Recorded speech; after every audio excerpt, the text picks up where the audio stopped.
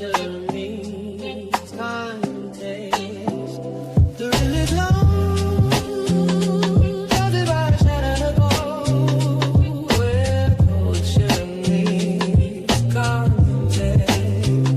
The real is long, judged by shadow gold, where culture meets. What's good, everybody? Welcome to the Realist Lounge where culture meets context. I am your host, Shannon Nicole. And of course, we have the lovely co-host right here. We got my brother Fu. Say what's up to the people. What's up, everybody? And we got Unapologetically G. Not Unapologetically G. much. There she go. There she Loving go. every day. There she go. There she go. And then I got some amazing guests that's here with me. Go ahead and drop y'all name and your social media so people can know where to follow you. I'll start with Lynn. Lynn is here every week, by the way. She is definitely a consistent supporter of the Realist Lounge, and we're happy to have her. Say hi to the people. Can you hear us? I don't think she can hear you because she was saying that. Oh, Yeah, dang. I can't hear anything. Go back in, go back out, and come back in. That usually works out. Go back out, come back in. Drop her. I don't think she can hear you. Just drop her out. Okay. Disconnect. All right. Well, we still got Rebecca. What's happening, Rebecca? Welcome. Hi. How are you? I'm well. It's good to see you Nice to meet all outside. of you. Welcome to the. Okay, I see Mike. Oh, I see Mark is here. What's up, Mark? What it do, everybody? How's everybody feeling today? Okay, you got the blue blockers off this week. I see you. Now, I meant to put them on, but I was in a rush and got here so late. If y'all want, I could throw them on real No. quick. We gotta know you ain't full of shit. Oh, well, here I am. You know what I'm saying? So I figured that we here now, so we might as well roll with it. Plus, I got my eyebrows done anyway. Don't I look good? Can y'all hear me now? Yeah, we hear you. Do you hear us? Can you hear me now? Yes. Do you hear us? Nah. Shit. Go back out. Come back in. Me drop her, y'all. We having some technical difficulties. I got a feeling that it's gonna happen. Lynn, I'm gonna drop you out and let you come back in, okay? I still can't. She can't hear you. I'm gonna drop her No, out. it ain't gonna matter. All right, y'all. So Lynn will be right back. But either way, welcome. Now, listen, everybody, thank you so much to everybody in the chat who is watching. If you are here on YouTube, on Facebook, go ahead and drop where you are located at and tell me exactly how you feel about the education system. I know with some parents out there that are sick and tired of the BS that is going on when it comes to their teachers, their principals, the school system, and everything else. So I would love to hear from you all in the chat, and thank you again for joining us. So before we get started, we have a quick segment that we like to call Fresh Off the Press, and that is where we look at current headlines that connects us to the bigger conversation of what the hell is happening in America and what the hell is happening around the world. So we're gonna go ahead and start with Fu. Yeah, tell us about your what you come across this week. Well, thanks to Shannon. She sent it to me about 20 minutes before I got on. We have a Senate race here in Georgia between Mike Collins, who actually drafted the Laken Riley Act, and then you have Jon Ossoff, who came out his face and said, I voted to keep the government shut down or I would have lost $3 million in fundraising. So it's the obvious choice of who you should vote for. Well, Shannon sent me a video. She sent me a post, and the post says, Ossoff won't address SPLC indictment after taking $700,000 plus from affiliate of group charged with fraud. So the SPLC fiasco that's going on right now, he took money from them too. So he's involved in that also. And this is going to be very, very interesting. And I say that because I want to see the reaction of the people. Are you going to keep it just a Republican Democrat, or are you going to vote for somebody who's clearly a fraud? Period. Ain't no getting around it. I mean, that's just me, but we'll see how this plays out. I can't hear you now. That's crazy. Can you hear me now? Yep. Hold on. Let me let Lynn come back on. Lynn, can you hear me? Can you hear me, Lynn? I still can't hear her. Mm-mm. I can't hear a single thing she says. Can you hear anybody else? Can you hear me? Can you hear me? I can hear you and I can hear everybody in the room. I just can't hear Shannon. Remember that happened to me. Remember how that was happening to me when we first started. So yeah, it just happens. Check your You're gonna have to keep microphone. going in and out till it works. Unfortunately, it ain't. If you can't hear the host, it's gonna be messed up. Yeah. I mean, You as know much what? as I want. Turn your phone off and on. Turn your phone off and on, and then come back. Okay. Yeah. And come back. And come back, she says. All right. That's too bad. No. Well, dang, that's interesting. So, I mean, like, what exactly is going on with those indictments? Like, are they going to with something like that? You know how it is. You have to build a case. You have to wait. But I personally believe, think about the timing. They're not going to do anything right now because it's midterms. They're going to start rolling stuff out. Give it maybe 3 months. 3 months before the actual elections. Because right now it's still primary season. That doesn't really hurt him. If you think about it, doesn't really hurt him with primary season because they want him in there. Then once he gets it and these primaries are over, then it's called bum rush with the negative ads. But John Ossoff deserves everything he gets because he's a piece of shit, basically. I'm not afraid to say it. Now he was a Republican or Democrat? No. John Ossoff is the Democrat. Mike Collins, the one who drafted the Lake and Riley Act, he's a Republican. Okay. My biggest issue is you voted to keep the government shut down. You have the busiest airport in the country. So that means all those people, you are partly responsible for why they weren't getting paid. That's Brian. Yeah, you might want to mute yourself too when you go off. Yeah, thank you. That was a mishap. You know, shit happened. Oh, the faces. I didn't know what that was. I did. Oh, we know what it was, but it's okay. We know exactly what that was. But he muted. He's good. As long as it wasn't a fart, because let me tell you something. A fart from Mark, listen, you would never let that down, honey. Never let it down. Well, that was an interesting thing. So let me go to Unapologetically G. What you got? What you got, sir? So we all know that Spirit Airlines shut down on May 2nd. And so Spirit 2.0, the People's Airlines, was created by Hunter Peterson. He's a voice actor and a TikToker. And he posted that there are more than 250 million individuals over the age of 18 in the United States. If we took only 20% of them and paid basically the average fare of a Spirit Airlines flight, between $30 and $40, we could buy Spirit Airlines. The TikTok hit 2.8 million views. He launched letsbuyspirit.com, and over 36,000 people pledged $23 million. I was one of them. I went right over there and put my money in. So it's one vote per person, no matter how much money you put in. And the dividends will be paid proportionally if we can pull it off. So I figured, you got to take risk, and what other way to be a part of a community and take some of our stuff back, right? And then maybe proportionately have a dividend behind it that you can pass on to your children if it stays afloat. Wow. All right. I've only been on a plane like 3 times in my life, y'all. 3. And Spirit ain't never been on that list. I always felt like if I got on Spirit, I was going to end up a Spirit.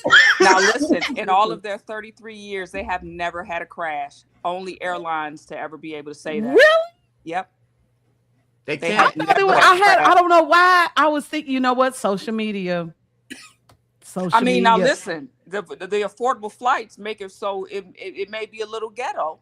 Yeah, it definitely made it. Was definitely on Spirit. It was giving Megabus in the sky. Possibly, but I bet you they never crashed and took nobody up out of here. So I thought, what's the risk? $45 pledge. It's not like the money is gone. So once the time comes, if all the legalities work out, then the money will be taken. You'll pledge. You'll give the money then. A pledge is nothing but, okay, I agree. Let's see where it goes. So no harm, no foul. No harm, no foul. Just, hey, if it's bought and they refurbish it and take care of it, I might look at Spirit because I miss Delta. I'm not going to hold you. I miss Delta being here in Indiana. Delta was a good airline. Shout out to Delta. They're not in Indiana anymore? No. It's either Southwest or I haven't rode no Delta planes since I've been here. I miss Delta. It was a good time. Good times at Delta. Well, that was it for Fresh Off the Press. And then we're going to go ahead and check and see what's going on in the chats. I only see a couple people here. Let's see. It don't matter if it's a couple people. I'm just happy that y'all made it. Well, we don't got nobody yet. Where the hell y'all at? Y'all know where we at every Monday. We here at 5:00 and y'all ain't here. Y'all must be dealing with y'all badass kids too. That's what it is. It's okay. This one of the ones they want to shadow ban this particular episode anyway. Oh yeah, they're gonna shadow ban it all day long. Yeah, they want this one. I bet you if I was talking about Craig Long, they would let this shit fly. I bet if I was on here talking about how he was buying coochie and got caught up because he got popped out there in Florida, it would go. The records that it'll go skyrocket. This would be a record show. But see, we don't follow the trends. We don't follow what's popular. We don't follow what's topics. We follow what needs to be said and what needs to be put out there. And the education system is definitely falling apart right now. We could see it right in our face. Hell, a couple of months ago, they was literally protesting about some shit that ain't had nothing to do with their own community. We got all kinds of things going on with these teachers who are putting these children in compromising situations. You got teachers sleeping with students, and it's just a lot. It's a long way from back in the day when we had the unattractive teachers that had an apple and an ABC on their dress. It's just now we had a few. We We definitely had a few. We had a few. What, Rebecca? You know I'm telling the truth. Even if they did, they still was teaching some agenda that they didn't even know that they were teaching. They probably didn't know. Like I didn't know, y'all. Like going back in time, and then we're about to go ahead and get off into this vintage tea. Like it's time for us to go back to some nostalgia because I really don't think that people understand like the birth of the Department of Education, how it started, and how we got to this point. It didn't always start out this way. The same way that we're having these conversations, there was people back in the 1800s, 1900s that was not okay with the changes that was being made when it comes to the education of these pupils. I ain't even heard the word pupil in a long damn time. Oh, right. Really? When the last time you heard that? You just said it. Pupil? Sitting here saying that, I went to a Catholic school from kindergarten to 8th grade. Now, this is the thing about that. We did the Pledge of Allegiance. I was at a Catholic school. We never said a prayer. That should say something right there. They didn't push prayer, but the Pledge of Allegiance, we did that every single day. So it's funny how you can correspond that to this kind of conversation, how they're so quick to take stuff out. They're quick to take stuff out. Right. For something like that. That's just America. That's just about America. You would think we'd be doing prayer every day. Nope. Yeah, that's interesting because Catholic schools don't always correspond with public schools, in terms of. I was in Newark, New Jersey. I was good. Interesting. I think it was a little different. Okay. I don't know. I went to public school my whole life and I got pretty decent education. I loved my teachers. My teachers cared about me. They cared about the people there. Like, yeah, we had a few bad apples, but they were usually in one damn class. Okay. And they were in there all day long. And if they were bad, they were put in the back of the class. But we had physical education. We had music. We had wood shop. We had all of those things that made school fun, despite the fact that we had to be in that bitch for 8 hours. I don't know if they're getting the same thing. And nowadays, I don't know. G, do y'all got kids? Mark, you got kids? No, I don't have any children. Go ahead. Go ahead. I'm sorry. No, go ahead. No, go ahead. I'm always here. Go ahead. Oh, okay. So I have two daughters that, graduated from high school in 2024 and in 2018. And I would say as a parent, things have changed in terms of what they are focusing on. And so when you hear about, and I'll use myself as an example, I graduated in 1982 from high school. And so growing up and learning about American history and all that, we were not pushed into the mindset of the socialism that you see now with students. Mm-hmm. But my daughters both have those ideas, and they got them from school because that's not even a conversation I've ever had with them. And so what I see is the Department of Education doing more of like what I would call indoctrination. And I say that because if you look at Paul Dunbar High School in Washington, D.C., and I wanted to bring this up while I was out here, and I'll just say this real quick. That was founded like in the 1870s. And matter of fact, Dr. Charles Drew, he's, I think he worked on something with blood and blood transfusions, but he's a Black man, part of Black history. He graduated from there. They had an extraordinary curriculum that was so good, it was surpassing white students. And so my thing is, why wouldn't you replicate that? And the fact you haven't says something to me about what the direction is that you want our citizenry to go, because you don't want them educated. You can't. Yeah, that's crazy. Charles Drew was actually he's the one who created blood banks, like the mobile blood. Yeah. Like even when it comes to like plasma centers and stuff like that, like that's wow. Yeah, that's crazy. That's crazy. Lynn, can you hear us? Yes, I can. Oh, good. Okay, good. Now I know that before I go into this, I wanted to give you a chance to introduce yourself and talk, because I know you had some issues before I get into this, this tea. So tell me, you are a substitute at school, or are you a teacher? I have been substituting. I'm not officially an English or history or math teacher per se. I work wherever they want me. If they want me in a room with autistic children, I will be in a room with autistic children. If they want me in a room with emotionally disturbed children, I will be there. I go wherever I'm needed. However, the things I have seen, I've been doing this since my children were in elementary school. My children are now 29 and 30. My granddaughter is 10. And the things I did not see then and the things I am seeing now, I want to rip the throats out of some people. And it is really it is the parents and the government. As much as even I wanted to blame teachers, we're given what we are permitted to teach. Yeah. So you're given the curriculum, and basically you have to follow that. Yep. Okay. All right. Mark? Isn't this by design, though? I mean, think about the reason why the school system was even created in the first place.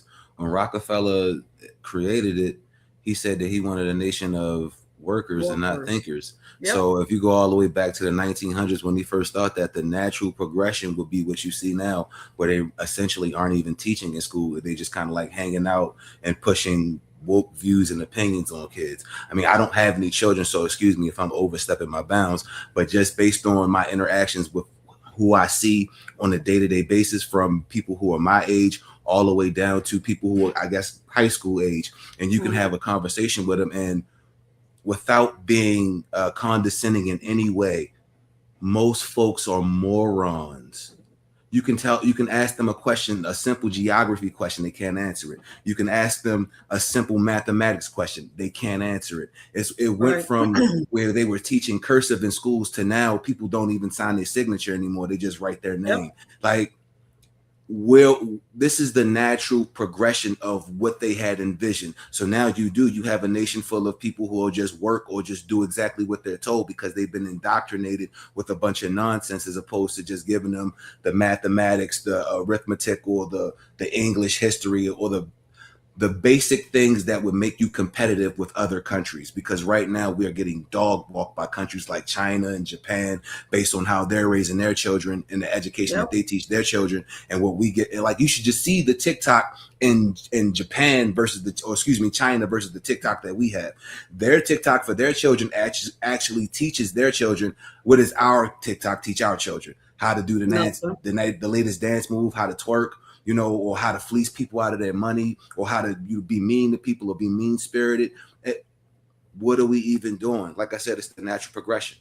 Out of curiosity, and I don't mean to jump ahead for Shannon and Tiffany. Did y'all get a chance to watch Death to Recess? Yeah, I did. I did not.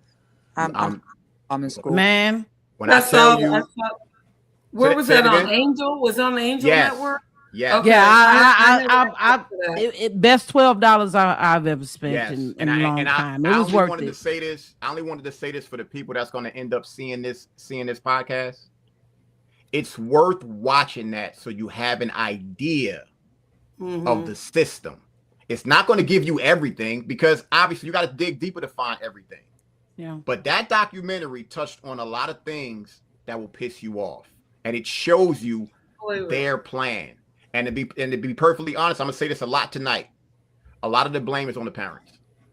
Because if you're not doing stuff, if you're not doing stuff with your kids at home, yep, totally agree. That's what's gonna happen. I lived that actually with my daughters, because my oldest daughter, well, I take that back. My youngest daughter went into elementary school, kindergarten, and she had some issues with reading, and they turned it into a whole thing, you know, in terms of like, you know, trying to pigeonhole her into, oh, well, she has, you know, learning disability and all this other stuff. And it's like, you don't want to teach children in a way where they can learn. You have like a structured way of teaching children. And if they don't fit that, then you just pigeonhole them into, you know, whatever categories y'all decide to have, and that's it. And so with parents, you have to make sure that you're doing something with your kids. So when they start kindergarten, that they know how to read, they know how to count.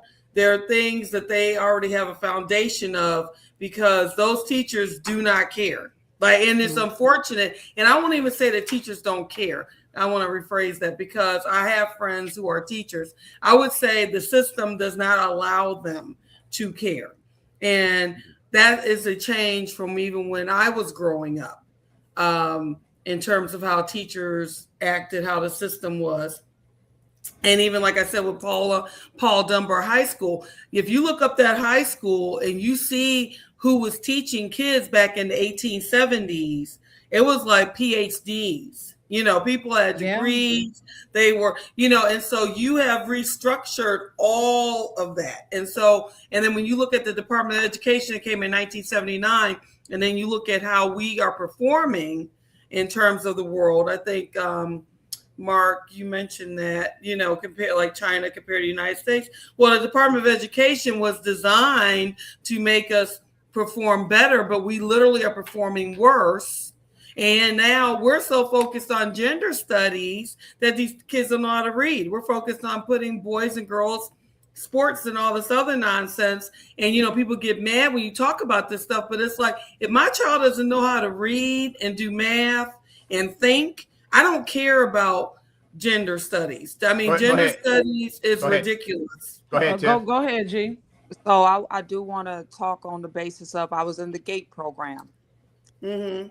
Our children that are gifted, they definitely single you out to make sure, or to try and deduce you, right? In the most horrible freaking ways, that I realized that I was in a system that they were feeding me fluoride to try to keep. Yes, they would take us out of school. I thought this was every kid getting this done to them.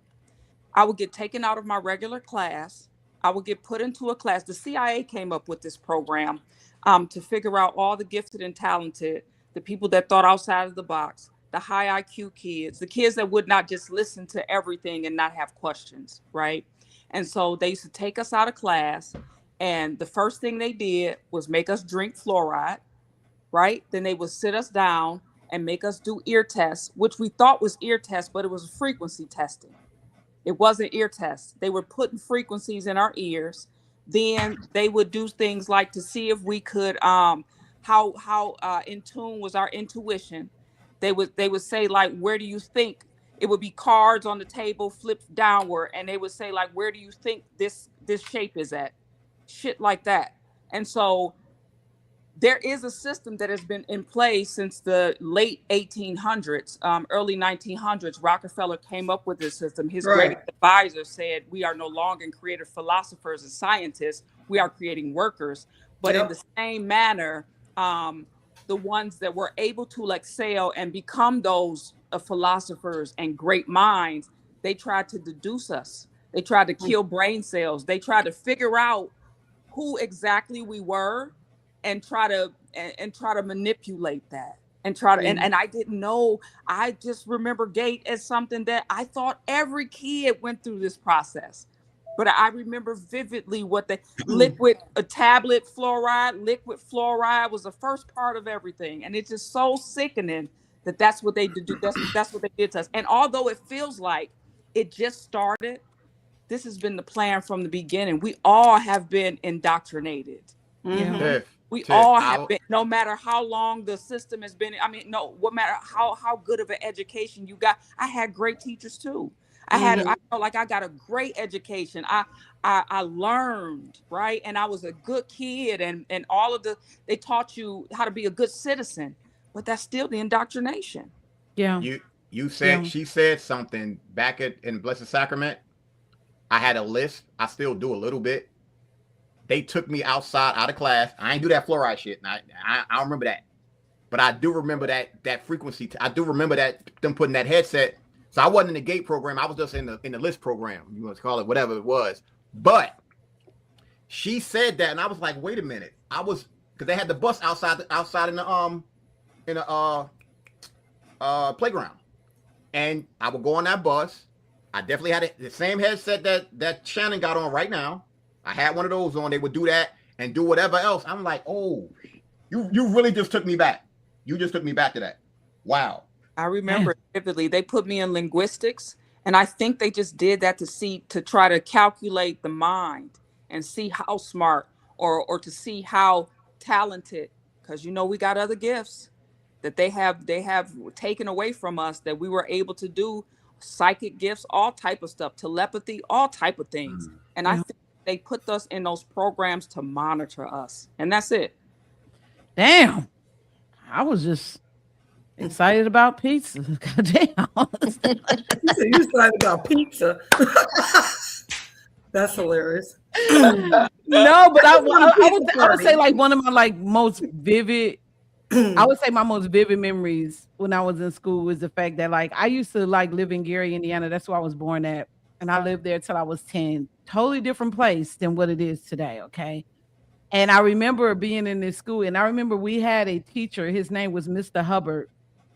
White as the gibbering snow. Okay. But we loved Mr. Hubbard. We did. But I'm thinking about it now. I'm like, he probably got some kind of pleasure at giving us paddles. Cause he had a thick ass paddle, y'all. It was like this thick. He had holes drilled in that bitch. I know it. Those are all the teachers down here in North Carolina. Listen, I ain't gonna hold you. They need to go back to paddles. It was That called part. Excalibur. They need to go back to that. And I think that when they took away the paddles, that's when these kids start getting cursed. They start getting litty on y'all. But let's get into this vintage tea, because I think that you all might be a lot. Y'all gonna like this one. Y'all gonna like this one. So when it comes to this vintage tea, this is a 1897 article, and basically it shows that people were already questioning whether education actually improved behavior in society or overall, or was it useless to have.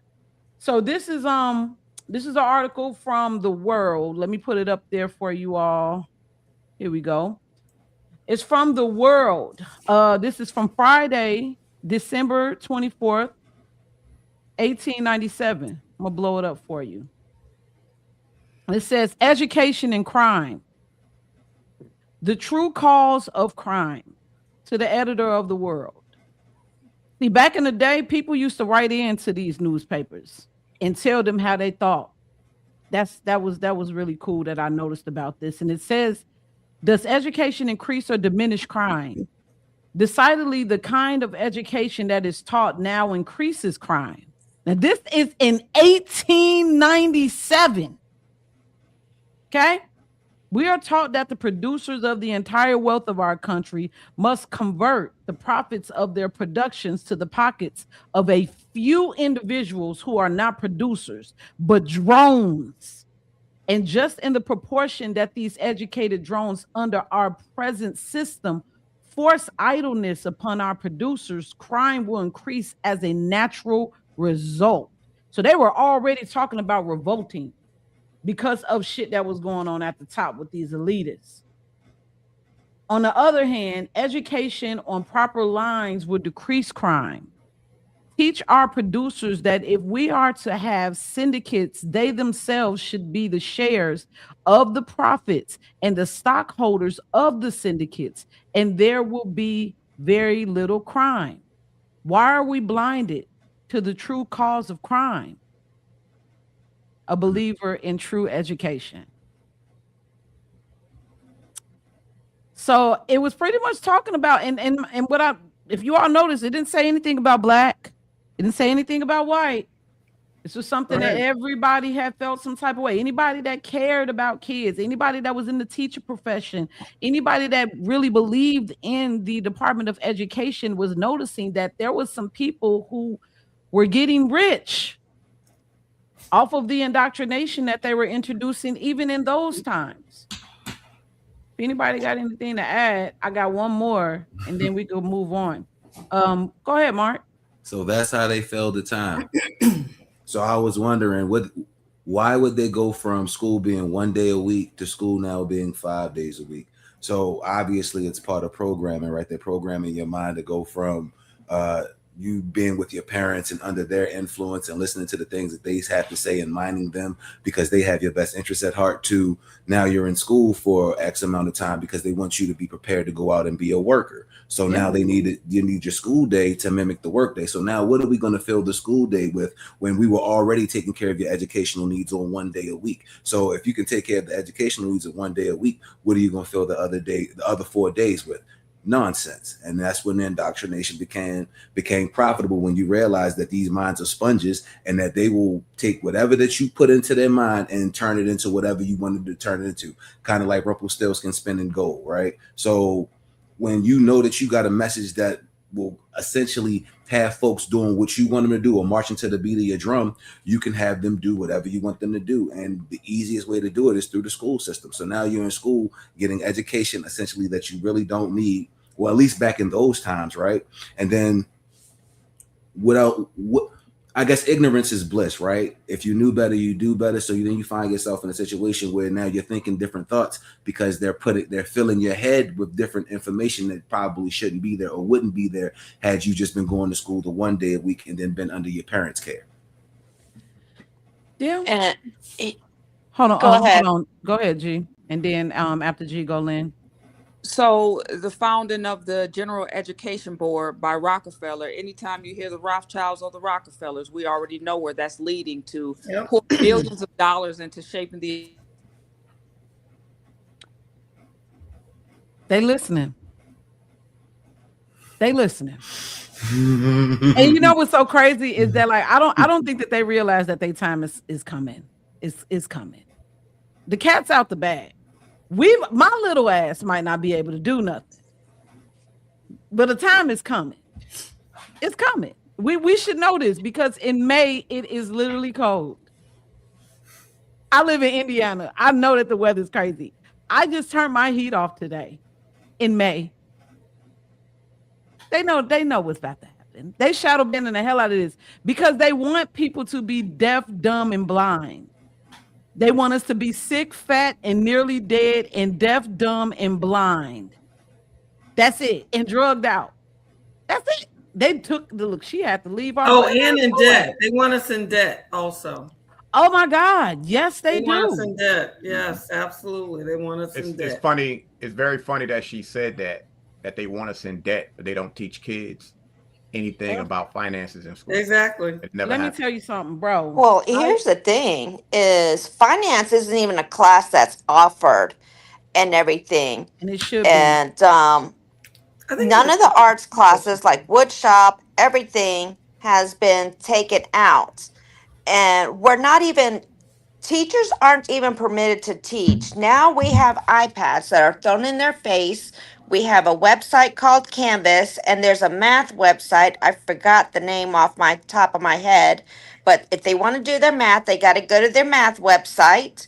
They got to go to Canvas, and everything is instructed there. Wow. They're not even being taught. That's And crazy. like he said earlier, there's no more signature. Cursive is taken out. Teachers are not allowed to discipline. They are coming in with all kinds of slurs Okay, hold from on, kindergarten through grade 12. hold And on, again, Lynn. Hold it's the on, Lynn. teacher's Hold fault on. when they're brought in like this. Can you hold on 1 second? What's that? A book I The got off. cursive handwriting workbook. Yep. I got Do my it own. got the big? It got the big Pages. spaces. Mm-hmm. Oh wow, that's like what we had when I was little. Exactly, and that's I why just that's turned why into a I got little it. kid again. That's why I Right? No, got it. literally, that's what we had. That is how I learned to write. And I, like I said, I We all graduated did. from high school in '82. Dollar. So we're We all talking did. 1970, whatever. That's exactly. We would have those pages sent home, and I had to sit down with my parents and practice. And my parents had beautiful handwriting, both of them. With them fat ass pencils. Yeah.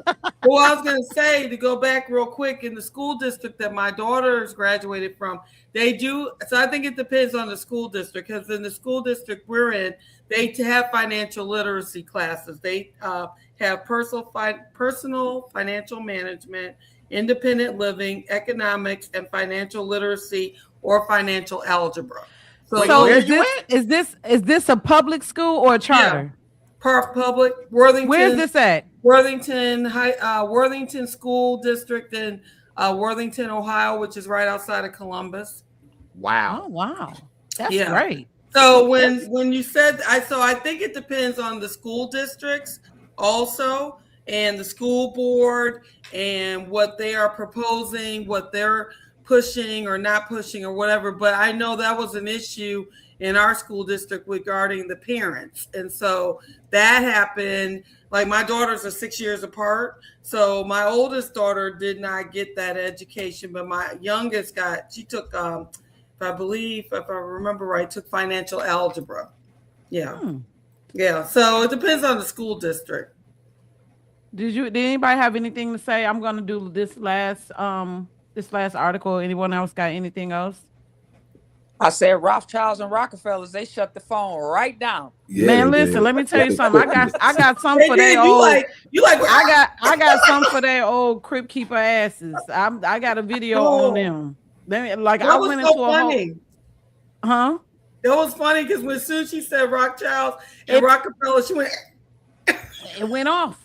It was Yes. crazy. Yeah, It's crazy they listening, but who cares? Anyway, They know their time coming. They know their time is coming. You evil mama. Just evil.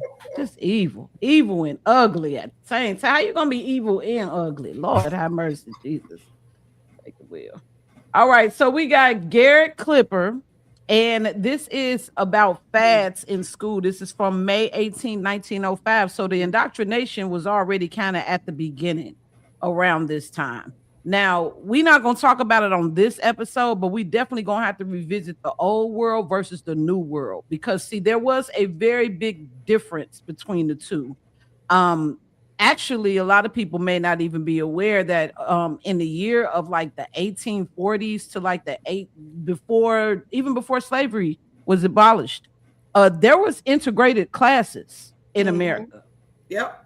There was no black. It was probably more white kids in the classroom, but they were in classrooms with black children. So that's what I mean when I say we have to have a distinction between the old world and the new world. There was some things that took place, and it was a great reset that took place, and we're actually in the process of having another one right now. But I don't think that it's going the way that the people who are pressing the button want it to go. Can I add just a little something to what you Go just said? So the other thing is, because I've done a little bit of research with this too, when Brown versus Board of Education was, whatever the word is, when it was approved or whatever, there were several thousand Black teachers who lost their jobs behind that. I don't think people realize that. Yeah. Oh, wow. Yeah. You know what's crazy is that, Yeah. you know, like during this time, also, like people don't understand how gangster it got all in the name of the Department of Yeah. Education. I read a clip that said there was a colored man who shot the superintendent of his school in Chicago because they didn't want to renew his license to teach. And then they hung him on a light pole. It went from it being about the curriculum, about them wanting to create thinkers, leaders, innovators, scientists. They had schools for cooking, ironing, sewing. Then they had schools for, you know, landscaping, agriculture. Like they were trying to create people who would be young people who would be able to, you know, feed America. Like they wanted that. That was Tuskegee Institute. That was the whole purpose, in part, I would say, not the whole purpose, but in part of the reason why Booker T. Washington founded Tuskegee Institute. Yeah. Let's read this and then we're going to dive right in. Now it says the New York Board of Education. By the way, that's where the Board of Education was from.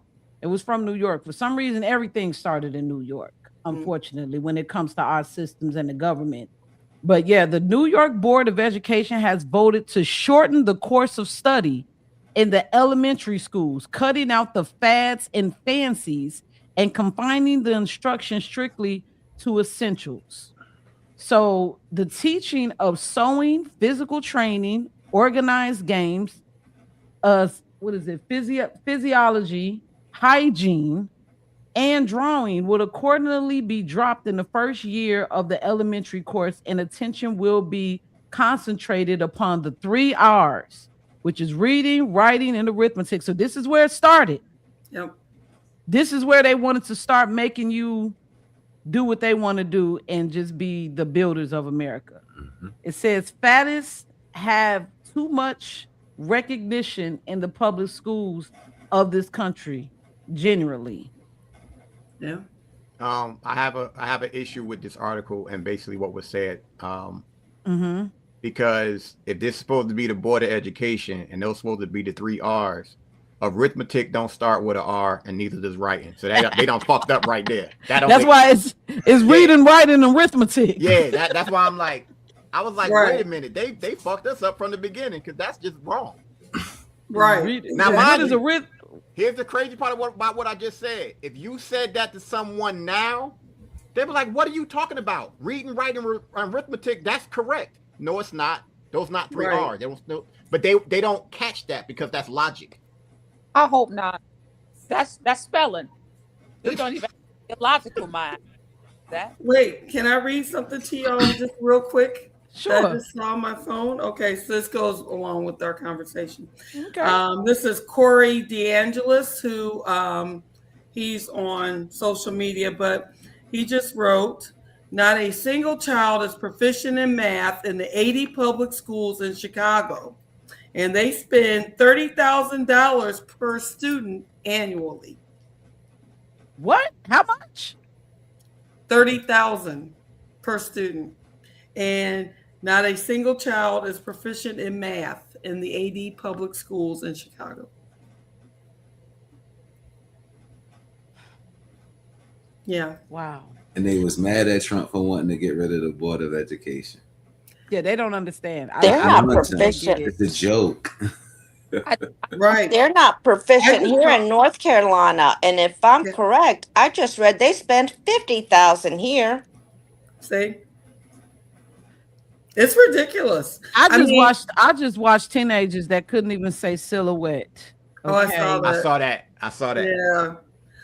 You know, as a parent, I was thinking about this when I was coming on your podcast. So real quick.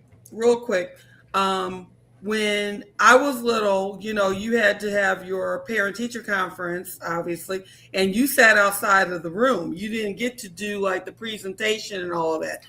I got in trouble because of citizenship. I was talking too much in class, and my teacher told my dad that I said so because I was told I was going to get in trouble, and I was like, so? And my father came out the room, and he was like, oh, so we saying so. We saying so all the way home. I got my behind whipped for that, too. I was a mute for the rest of the year. My point, because Charles did not play, my point in that is parents need to redirect their kids at this point. We have got to stop acting like it's somebody else's responsibility to raise. You got to be very intentional with your children.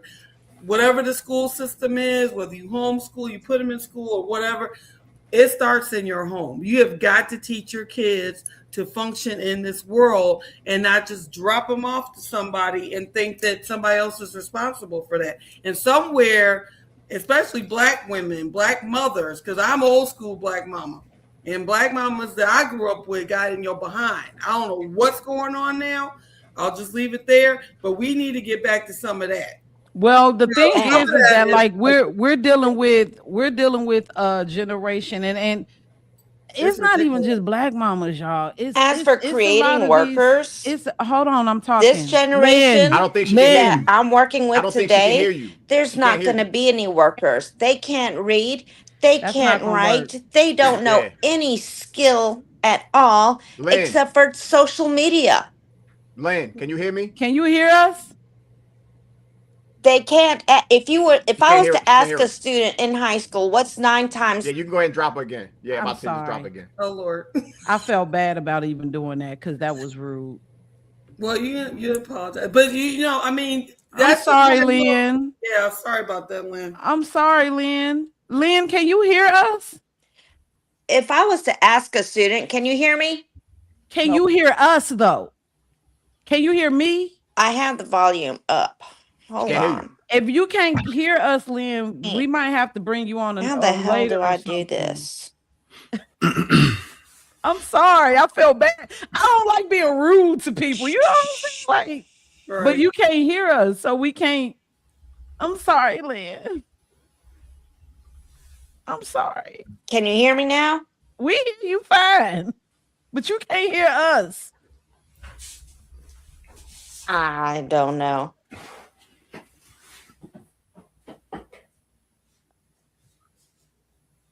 I sent it a message. Can you hear us? She good. She good. I said that you good. Go ahead and drop her. You good. I told her. Okay.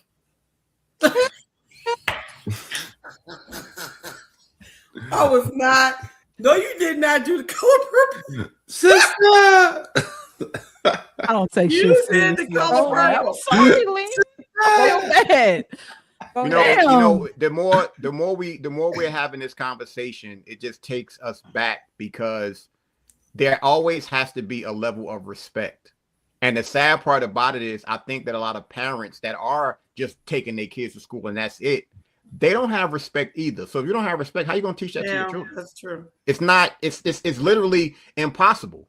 These are the children. Y'all got to understand.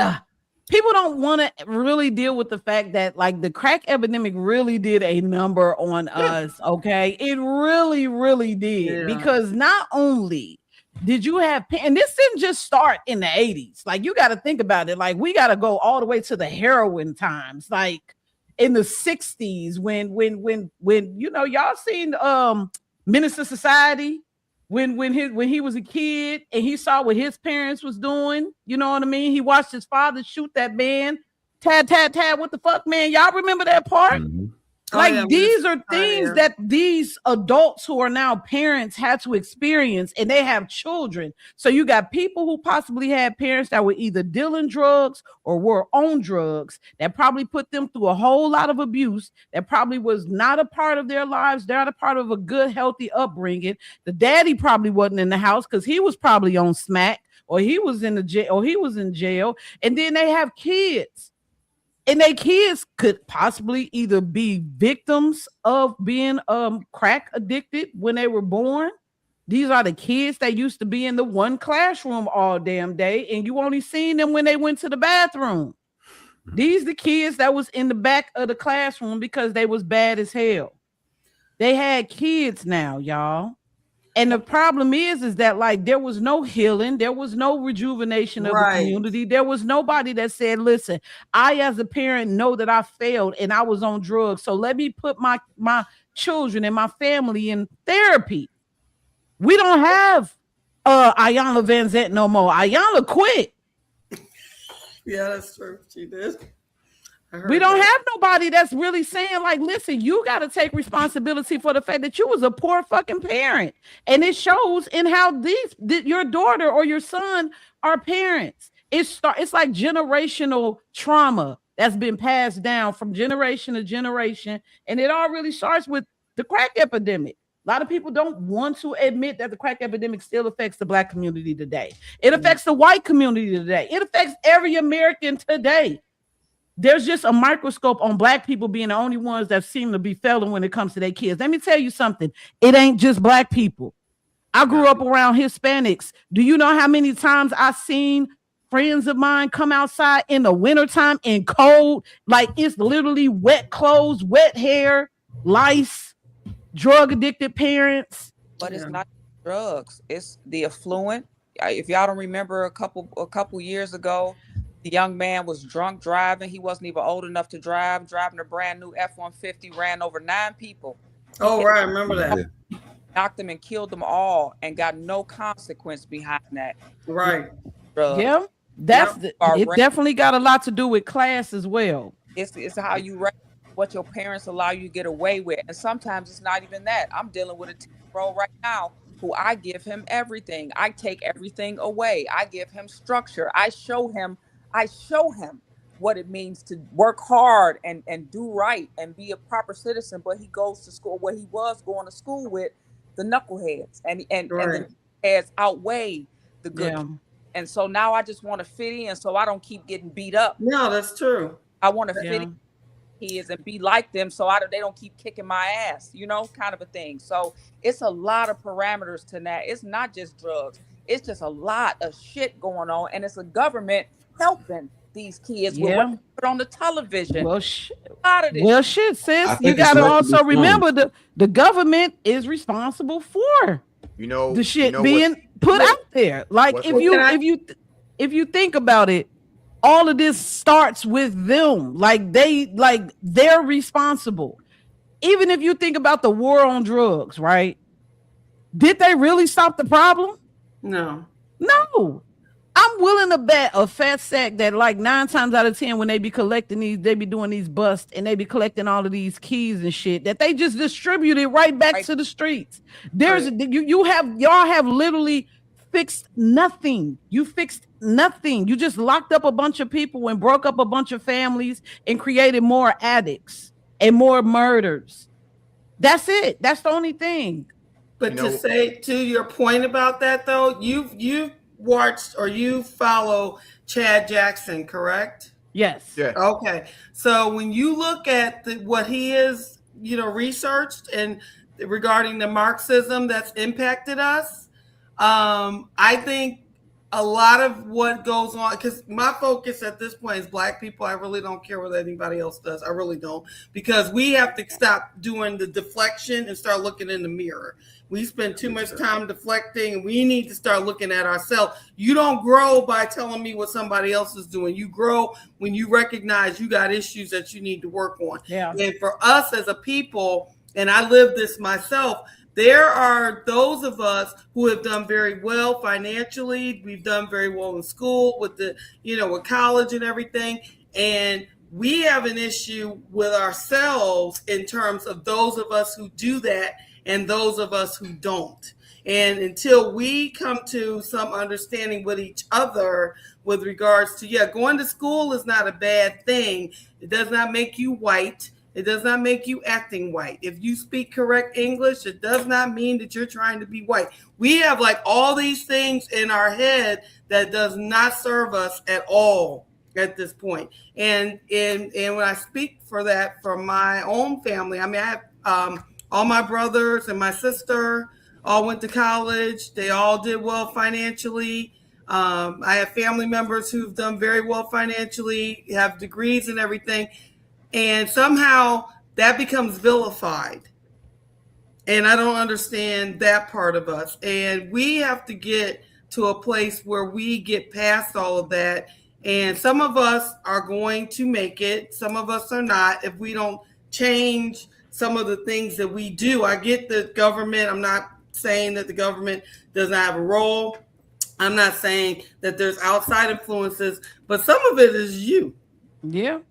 And you got to look in the mirror and decide, what am I going to do with my life? Am I going to keep letting people tell me who I am? Or am I going to make some decisions about who I am and stop outsourcing myself? Because people outsource themselves so much now. You outsource an opinion, validation, all kinds of stuff. No one takes into account who they are as a human being, as a person, and what you are here to do. Believing in God. I don't want to get into all that, but you know what I'm saying? It's like you have to take account for yourself. Yeah. And I feel like in the days prior to the Marxism, prior to the civil rights movement, especially from what Chad has brought forward, we did a much better job of that than we do now. Yeah. Go ahead. Go ahead, Fu, and then I'm gonna go to the comments. We got some people in here. I want to show them some love. The crazy part about when we start talking about the education system or whatever, when I think about teachers, I also think about nurses. Gone are the days of what we dealt with growing up. Back in the day, teachers cared. Nurses cared, because that's right. That's why you had a favorite teacher, because you could talk to them. Yep. Now we have a system whereas they'll go talk to the teacher and the teacher won't say anything to the parent. Yeah. No, it don't work like that. It's not the fact that you tattling or whatever, but the other factor that nobody is talking about is, what about the children that are being abused at home? Right. See, that's where because mind you, like I told y'all, I went to Catholic school. Someone in my class, and I found this out a little later after we graduated from elementary school, she was getting molested at home. I said wow. Elementary school. Now, she was a little bigger. She looked like she was grown, but we was kids. Right. That ain't too far-fetched, because I've heard this happen to a few people that I went to school with. I had a buddy that was literally being molested by her own brother. Like, that, we knew people who were molesting their own siblings. And the reason why I'm making this statement is so many things go on behind closed doors. Yeah. Mm-hmm. And a lot of people, they bury that. Yeah, that's so when true. You start talking about drugs and whatever the case may be, people get into that because of those situations, because it turns into, who can I turn to? You right. can't talk to your friends about, like, how you gonna talk to a kid and you a kid and you got something going on at home? You don't understand. That kid can't get that. And you scared to tell them that it's so many underlying factors in this. And then when you bring up this subject matter of the failure of the education system, all of this is a big bundle of shit. And it's crazy because, once again, who has the intestinal fortitude to actually do something about it? I respect every any real teacher. Right. I respect any real educator. I'm gonna say it like that. Right. I can respect you, and I'm gonna say this, and I'm gonna be quiet. I told Shannon this before, but I don't know if I said this on the podcast, on this particular podcast. In 6th grade is when I learned about Egypt, because we had a black teacher, Miss Oliver, come in there with a book that was this big, and she taught us about that. She wasn't supposed to do that in no damn Catholic school. Mm-hmm. She went against the grain. Not too many people are willing to do that. Number one, you got the people that's gonna say that's not my job. Right. Number two, you got the groups that say I'm not going to lose my job. So they don't go out of the way to actually educate the children, and who ends up losing? The children. Period. Right. And the system, they don't care. They care. Do y'all realize, and I know Shannon, I know definitely Shannon and Tiffany knows about this. If every parent said, you know what, I'm sick of this shit, and they take their kids out of school, That's when you will see change because they get paid by. Oh shoot. They on our ass tonight. Man, that's crazy. I know, right? Wow. He got stopped. He said the school system was failing. Can I ask y'all a question? Is it? Isn't it doing this job? I mean, if we go all the way back to what it was intended to do, isn't it doing this job? That's the reason why we need to get rid of it, because I mean, it's doing this job so well. I would say that it's working perfectly. It's doing exactly what it was designed to do, to have your children invalids. Now we have to remember too that the person who wrote the books, who wrote all of our yeah, Maxwell, Daughters of the Confederacy. Maxwell's father, one of the biggest academic and textbook publishers in the world. Right. So I'm gonna do it. I really want us to dive into that, like to who created the books, because I don't know, was I the only one that got like a bit of nostalgia when I looked up and seen those books that this man created, that he had something to do with Maxwell's father? Man, when I went and I looked at them books, I said, no, that's my math book, my science book, my English book, my literature book. They really had this.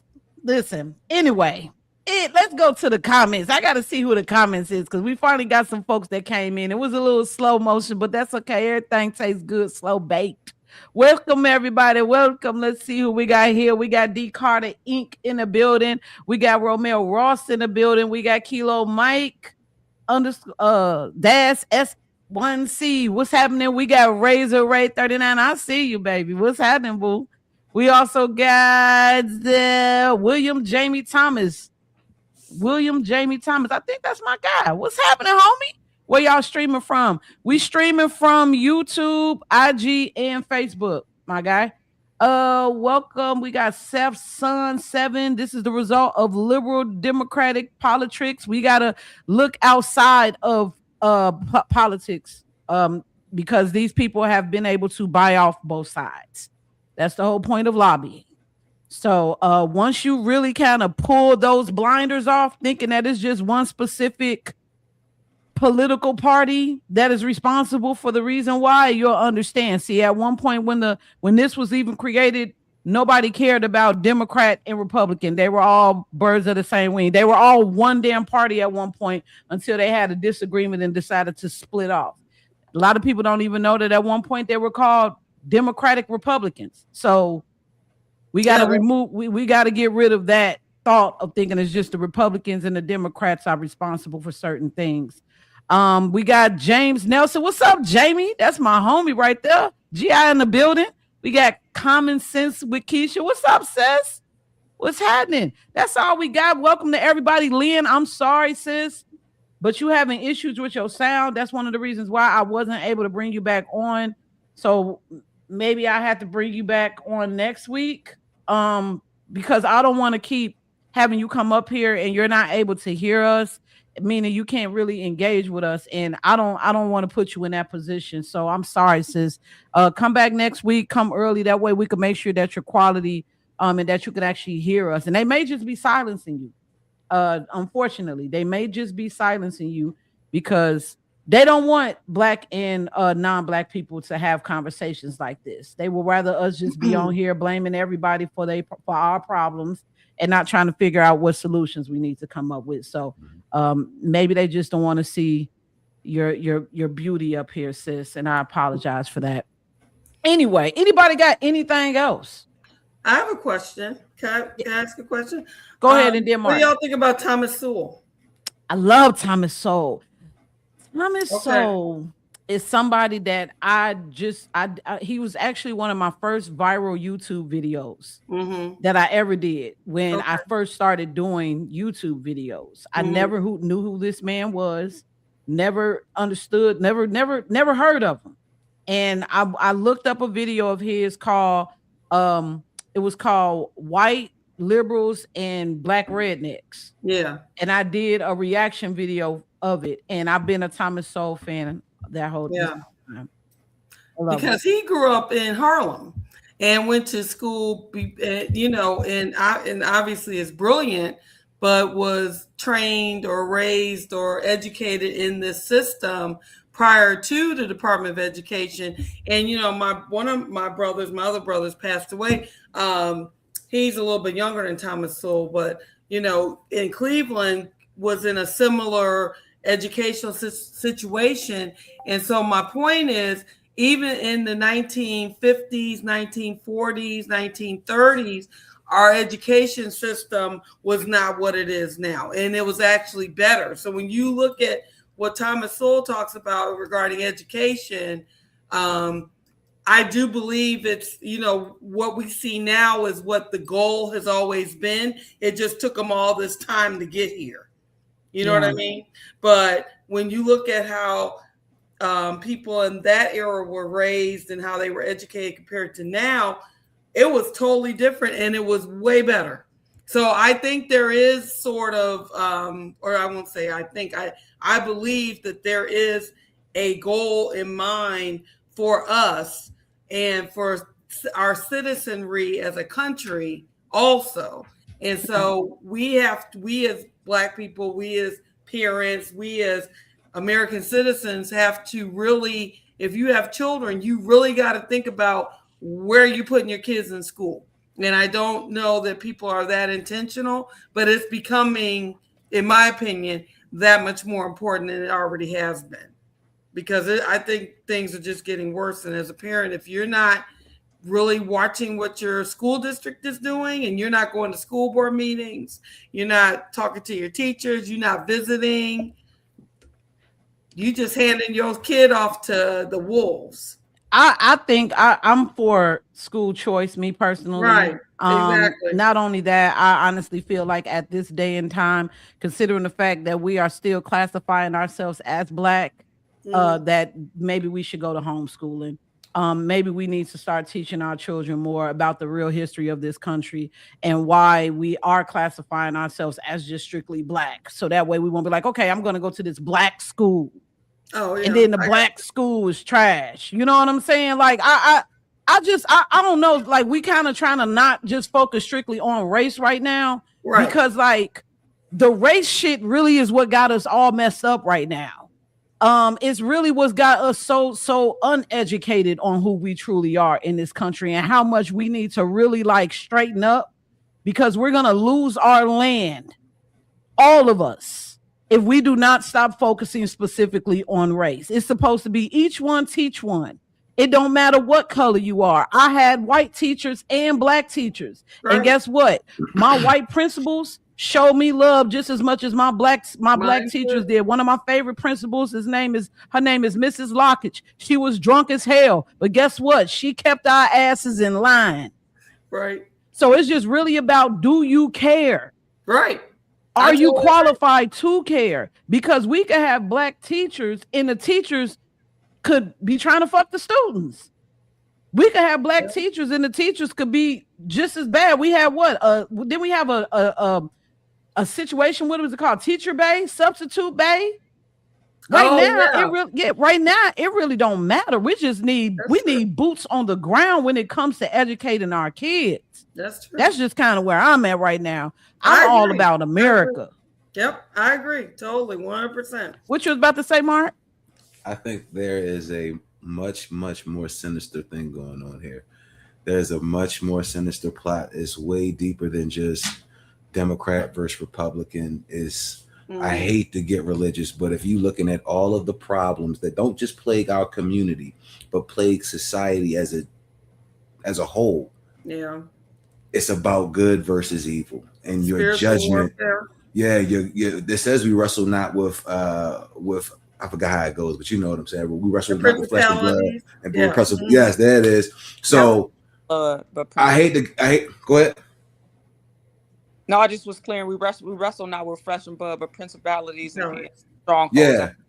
So, like I said, I believe in my heart that everything can be explained by people's perception of good versus evil. At one point in time, it was clear what good versus evil was. People had a very high moral compass, and it was generally the same, right? And then as the more liberal and the more progressive and the more technology that we have gotten, right, that has skewered, and then it's skewered so much that it's flipped and it's inverted now. And so now what we think is good is actually wrong. You'll see so many people that's really champion the alternative lifestyle community, people who live their life that way. But if you read your Bible, you would see that they're clearly living afoul of God. But you don't want to come out and say that because they've made society think that saying anything that's religious or anything godlike is taboo and you're out of pocket, or it's fictional, or you're crazy.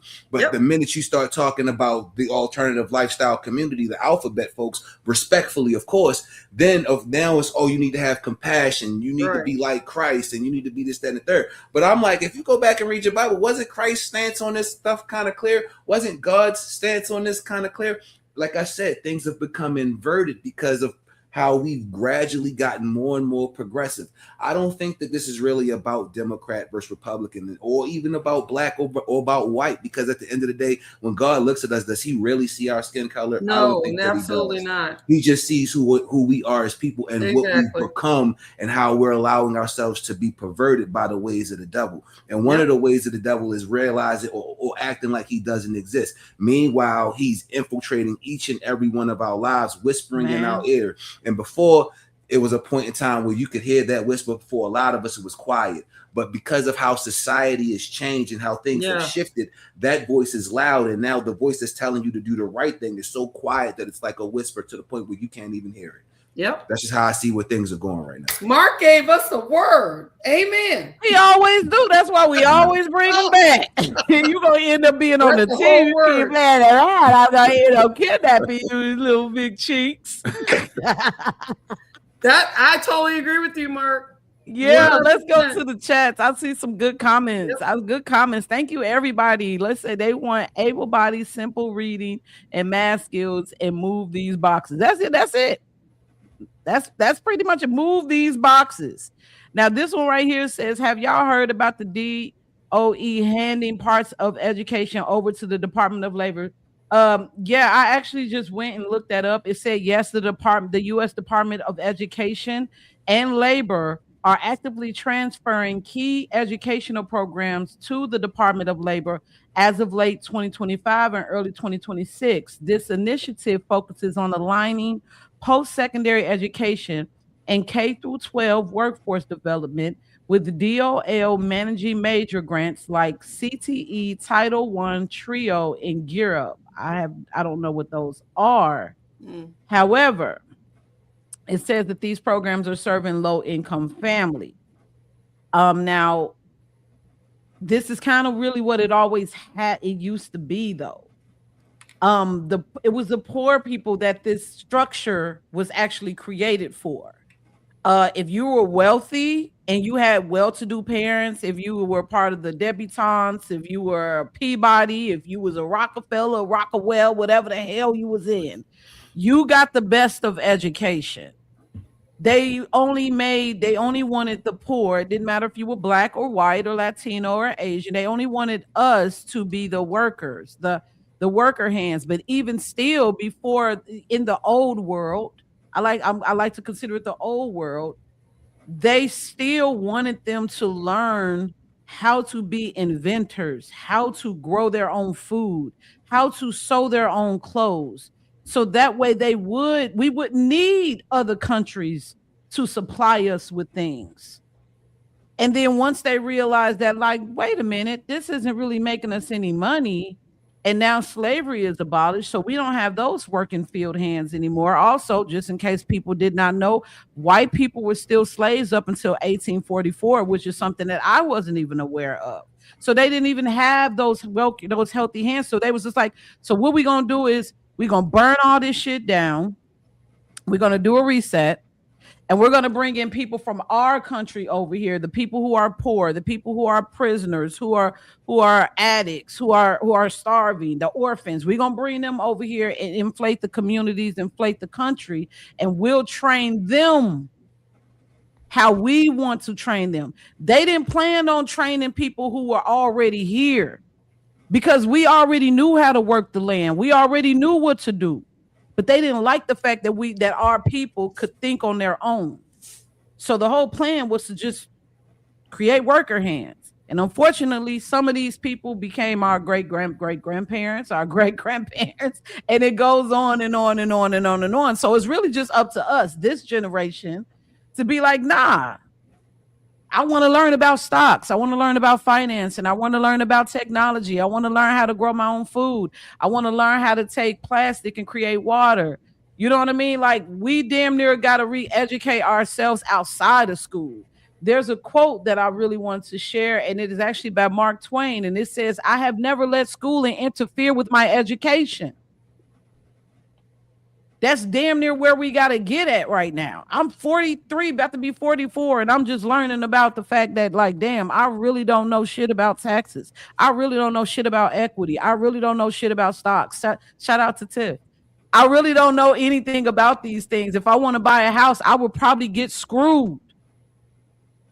So that's just kind of where we at right now. Well, now the trades plus the influx of union jobs, training workers will be really good. Yes, if you could get a trade, get in the trade.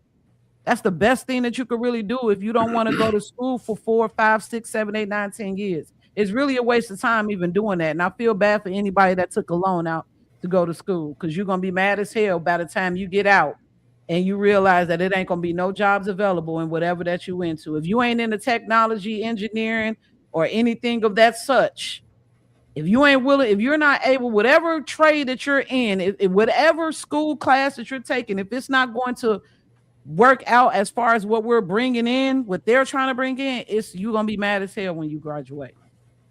Let's see what else.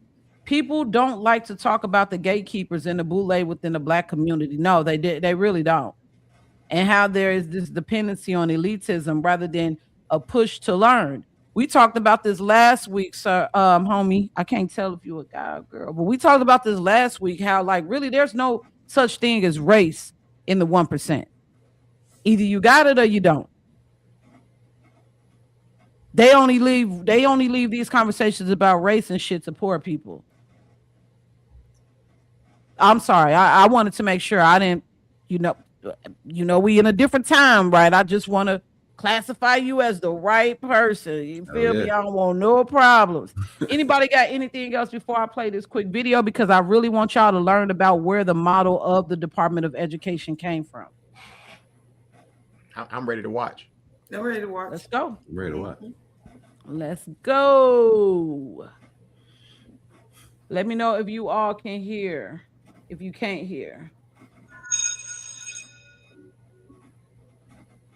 And now we come to the great man himself, a man history records as being instrumental in the creation of America's public education system. Horace Mann was an American educator who served as a member of the U.S. House of Representatives, part of the American Congress. Horace Mann was the key reformer of the education system at the time. In 1837, he became the head of the newly created Board of Education in Massachusetts, where he began the work that would eventually earn him the title as the Father of American Public Education. After reading through the educational models of different countries, Mann finally hears about a particularly successful style that had been developed in Prussia, which is now modern-day Germany. The Prussian system had shown to be such a success for the government's purposes that, accompanied by a few other educators, Horace Mann travels to Germany to investigate. Upon their return to the United States, they lobbied heavily to have the Prussian model adopted. All in favor, say aye. Interest in Prussia had also been growing in the northern half of the continent. Around this time, the Canadian Superintendent of Schools, Egerton Ryerson, traveled to Prussia in search of a new model of education. His journeys also included visiting Horace Mann in Massachusetts to further examine the system he would eventually adopt. George Brown, the editor of Toronto's Globe newspaper, was even quoted saying that Ryerson had successfully imported Prussian education into Ontario. During the next 30 years or so, a whole line of American dignitaries came to Germany to earn degrees. Interestingly enough, those who earned degrees in Germany came back to the United States to staff all the major universities. By 1900, all the PhDs in the United States were trained in Prussia. Now, I just wanted to pause that real fast and let y'all know that those were not Americans. Neither one. Not a nan, neither, never. Neither one of them was Americans. So you have people who literally came over here and brought shit with them. And they was just like, nah, like a lot of people are not aware that a lot of the things that we do here in America for some reason come from Germany. I don't know what is the obsession with America and Germany, but we have this is no disrespect to the Germans, because you know this generation may be different than when it was Prussia, but we have such close ties with Germany. Even when it comes to our holidays, a lot of the holidays that we celebrate, the food, hamburger, hot dogs, even when you think of the holidays, Santa Claus, Easter, a lot of these traditions that we celebrate here in America actually came from Germany. So I just want to throw that out there. We have a very close relationship with Germany. And this will also let you know that we have no idea who to be pissed off at, because they change names all the time. As you can see, Prussia was Germany at one point. So they probably were called a totally different group of people at one point. As the first secretary of the State Board of Education, Horace Mann promoted his new concept that the state is the father of children. He stressed that it was the responsibility of the state to ensure that education was provided for the child. A very noble idea, of course, but what exactly did he mean by that? And how did he define education? It seems like a very broad subject. It is a very broad subject. Education encompasses all of human history and all the knowledge we have gathered during that time. Not to mention, and perhaps most importantly, what we as human beings learn over our lifetime on a personal level. Horace Mann's 10th annual report in 1846 led to the first state law that made it mandatory for children to go to school. It was during that year that he supported the governor of Massachusetts in adopting the Prussian model of education for the entire state. How did he do that? The governor of the time, Edward Everett, as it turns out, was the very first to receive a PhD from, can you guess where? That's right, Prussia. Okay. From then on, it spread very quickly. Just after Everett installed the Prussian model in the state of Massachusetts, the governor of New York set up the very same method in 12 New York schools. Horace Mann's sister, Elizabeth Peabody, of the Peabody Foundation, saw to it that right after the Civil War, the Prussian system that was then being taught in the northern states was integrated into the conquered South. By 1900, most of the compulsory schooling laws that implemented the new system had been passed. From then on, every American child grew up under the Prussian system. So what exactly was the Prussian education system that everyone thought was so amazing that it just had to be adopted throughout the free world? To give you just a bit of background, in the 18th century, the Kingdom of Prussia, which is now modern-day Germany, was among the first countries of the world to introduce free and compulsory education. After the Prussians were defeated by Napoleon in 1806, it was decided that the reason why the battle was lost was that the Prussian soldiers were thinking for themselves in the battlefield instead of following orders. To make sure that this couldn't happen again, a new 8-year system of schooling was created.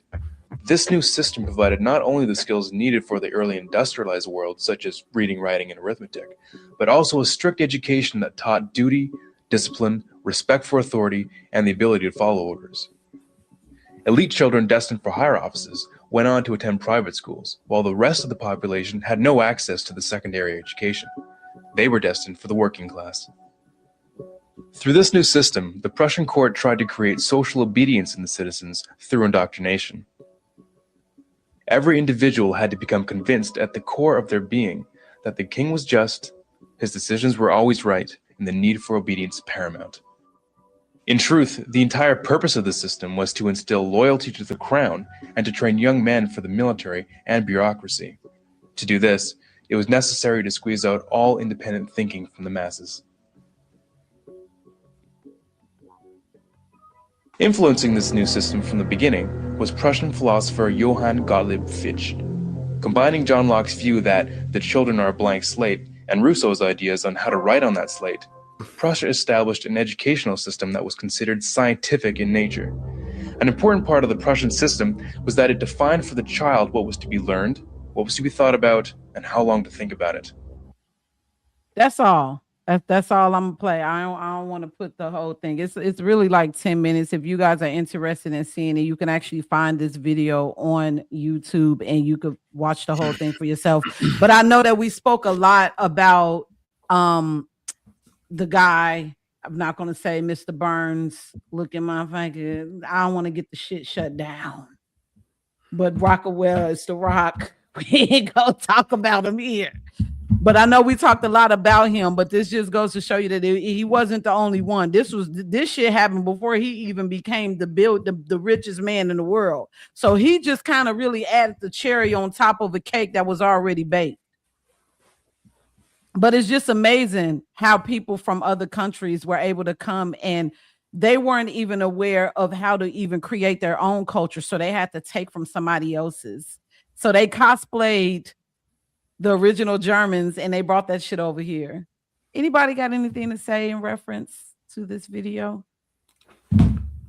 I think that's confirmation for what I was just talking about earlier when I had mentioned, school only being 1 day a week. And when they referenced the war, they was talking about how they thought that they lost the war because the soldiers were thinking for themselves as opposed to following orders. And so immediately they decided that a change was necessary. So that's telling you right there, they don't want you to think for yourself. Right. The fact that you think for yourself is a problem. When that was coming up, there used to be a saying, the most dangerous man in America is a black man with an education, right? Yep. And the reason and the thought process behind that, I guess, is because they want us in a state where we're docile, where we're dumbed down, where we're stupid, where we're nothing but baby making machines, and only when they want us to make the babies, because it's a whole thing with that as well. They want the population control. That's the reason why we were talking about it last week, why it's always at 13%. People think that they want us eliminated, but they need us. They don't want us eliminated. They want us controlled. They don't want our population to be 20, 30% or anything like that. No, that's too much. So like I said, this is just confirmation when you see that video of the plan from the beginning. And it also speaks to, if you don't recognize the real play, that our land is at stake. It's already been infiltrated. You just seen how the Germans, or whoever you want to call them, have infiltrated our country and infiltrated our school system at the very beginning, at the very essence. We're talking about when children their minds are the most fertile. So now you're implementing whatever nonsense that you want to put into their minds, so that way you can get them to do whatever agenda that you want them to do. So now you look at what's happening today. Whose agenda are the children following now? Right. Exactly. Yep. Anybody else? I have a question. Actually, I got a question for Tiffany. You said you got a 10-year-old, right? Is it just a 10-year-old? I have 4 children. Okay. With those 4 children that you have, I'm pretty sure you had them going to school using this, where they were asking questions. See, that's why I always fall back to the parents, and it's also kind of the children, because we are sponges. I gotta tell y'all, the way y'all see me, I've been like this my whole life. It kind of came natural to me. It wasn't really, it's just I've been like this. But we have to understand, every child isn't like, they so impressionable. Right. They can get got, and they can get got quick. And if you have parents that are not active enough to see that shit, when I say I'm talking about this and this, if they don't see that, that's why we deal with what we deal with. And I'm not just gonna put this on the black community, because there's fucked up children all over this country. I'm talking about period. Because we don't know. I don't know if y'all have ever noticed this. The one thing I always hear about in a certain other household is alcoholism. I've heard that a lot. When I've heard about like white kids, they would say, my father was an alcoholic, this, that, whatever. My father whooped my ass. And people be acting like it's just black communities. No, people are people. But when we start talking about parents, are you teaching your children to go to that school with ethics, morals, and values? Right. Because respect goes a long fucking way. I'm not saying all teachers are perfect. Fuck that. There's some teachers that are fucking assholes. But I was taught to respect my elders. Exactly. Like, let me say this, and I'll be quiet for a little while again. Y'all see I got all this motherfucking hair. Back in the day, I only had a ducktail. So, Catholic school, Sister Jerry, I'll never forget this shit. She was talking, and I was doing like this with my ducktail. She refused to talk. She was focused on me. So she calls me in her office. She calls my grandmother. Now, gotta let y'all know, my grandmother was a gangster. Had me in the office. Her exact words to her was, "That's his motherfucking hair. If he wasn't talking and interrupting you, why are you bothering him?" Now, Tiffany being a parent and Rebecca being a parent, I don't see anything wrong with that based on what she said. She didn't say, "Don't say nothing to my She broke it down of, was he disrupting the class?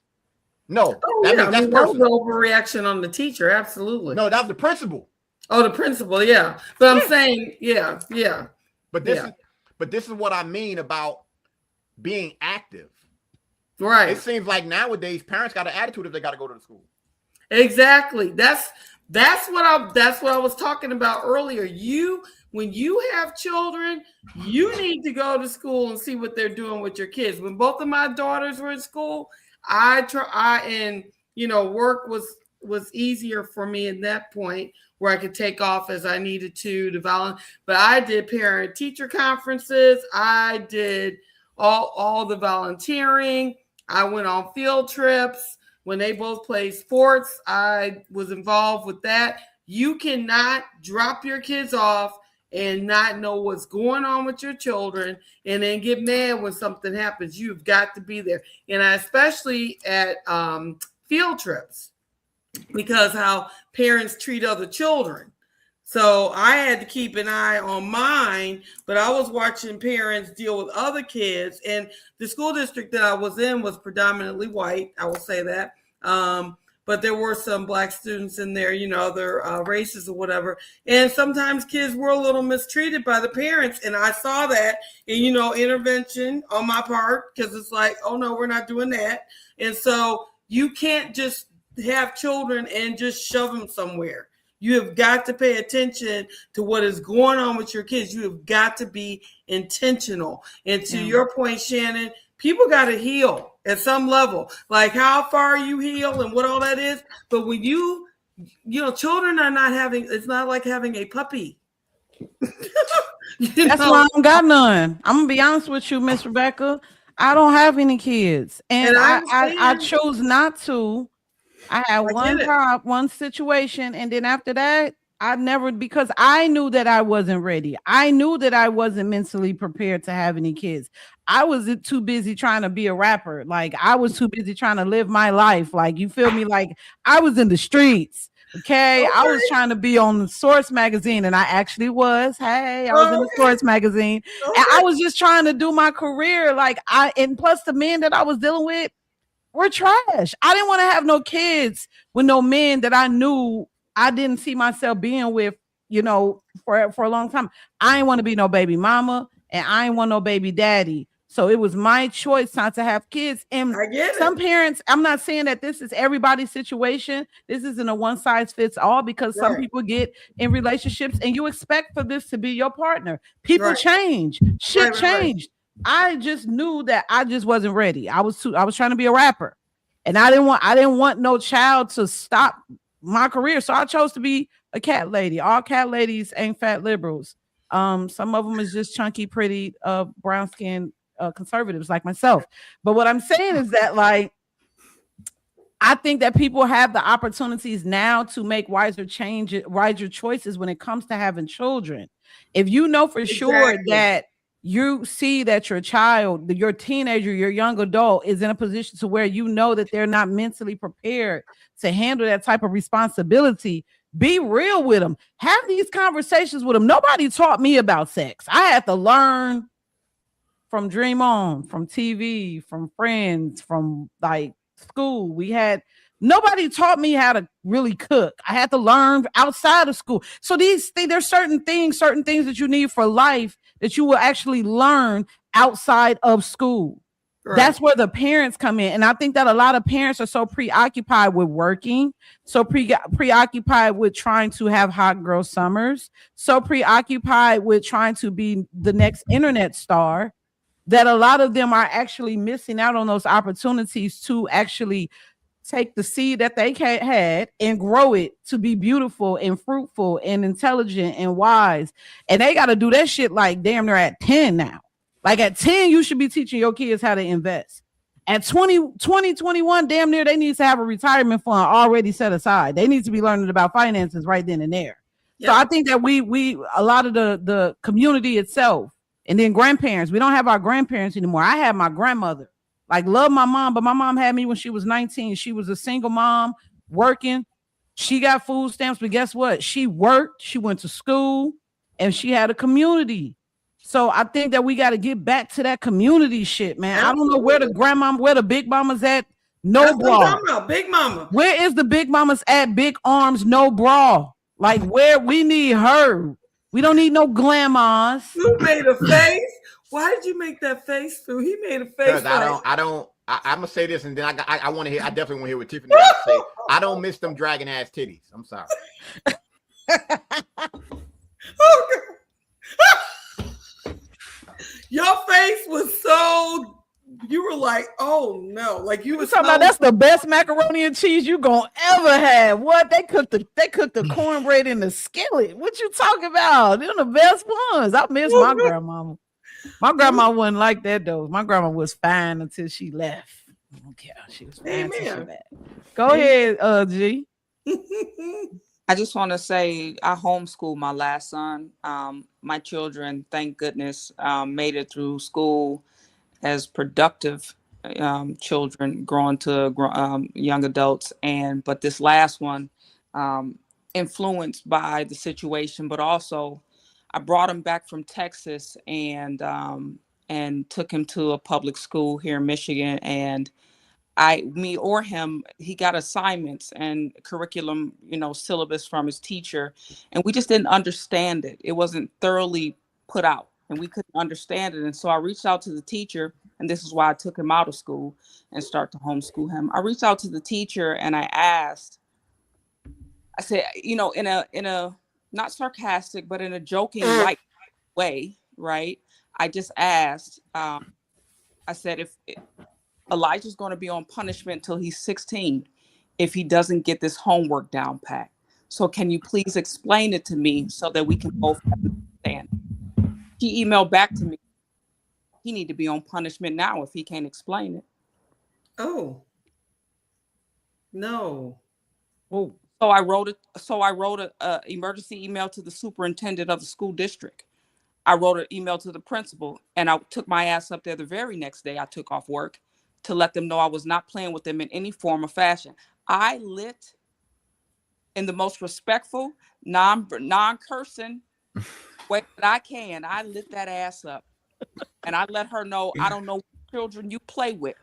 And just because we in a low income, because I live in downtown Detroit, outside of the high rises and the condos and the gentrification that has just happened, there's a community right on that baseline that is still very low class, low income, right?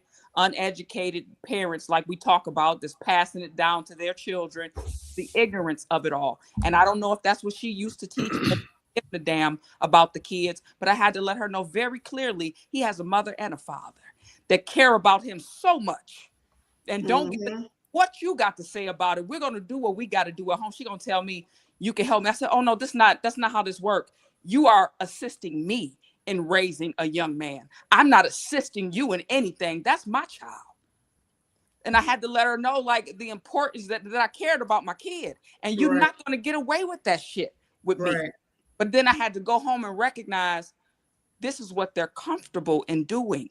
They're comfortable in raising, and teaching these kids and not giving two shits about them.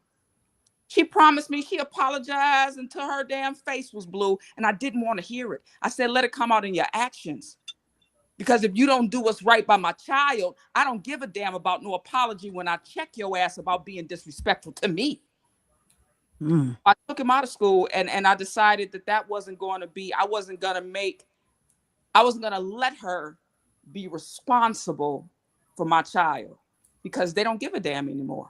They do not care. They're so used to raising kids from parents that don't give a damn. And I wasn't going to be one of them. So it's just, man, it's a different dynamic. It's a different situation. I raised kids from 23 on down to 10. And it has changed so drastically even over those years. Forget from where we came from elementary school from, but even over the years of just my children, it has changed. The community has changed. The education system has changed. The teachers have changed. Yeah, I could tell. Like, I don't know if I was the only one, but was I don't like I had a older brother, and we went to the same schools. You know what I'm saying? Coming up, like we had the same teachers. You know what I'm saying? Like my brother had the same kindergarten teacher that I had when I, you know what I mean? He's older than me.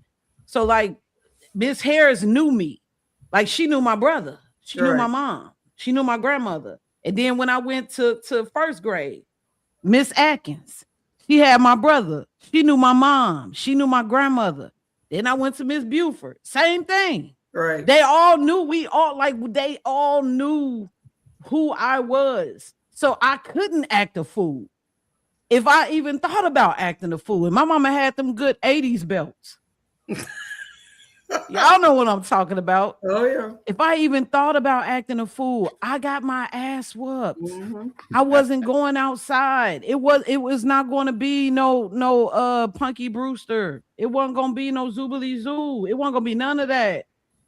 But like the punishment even back then was to read. Like the punishment was like, you can't watch no TV. You can't go outside. Hell no, you better get you a book. So even then the punishments was different. Either you was reading a book or your ass was holding the book. Right.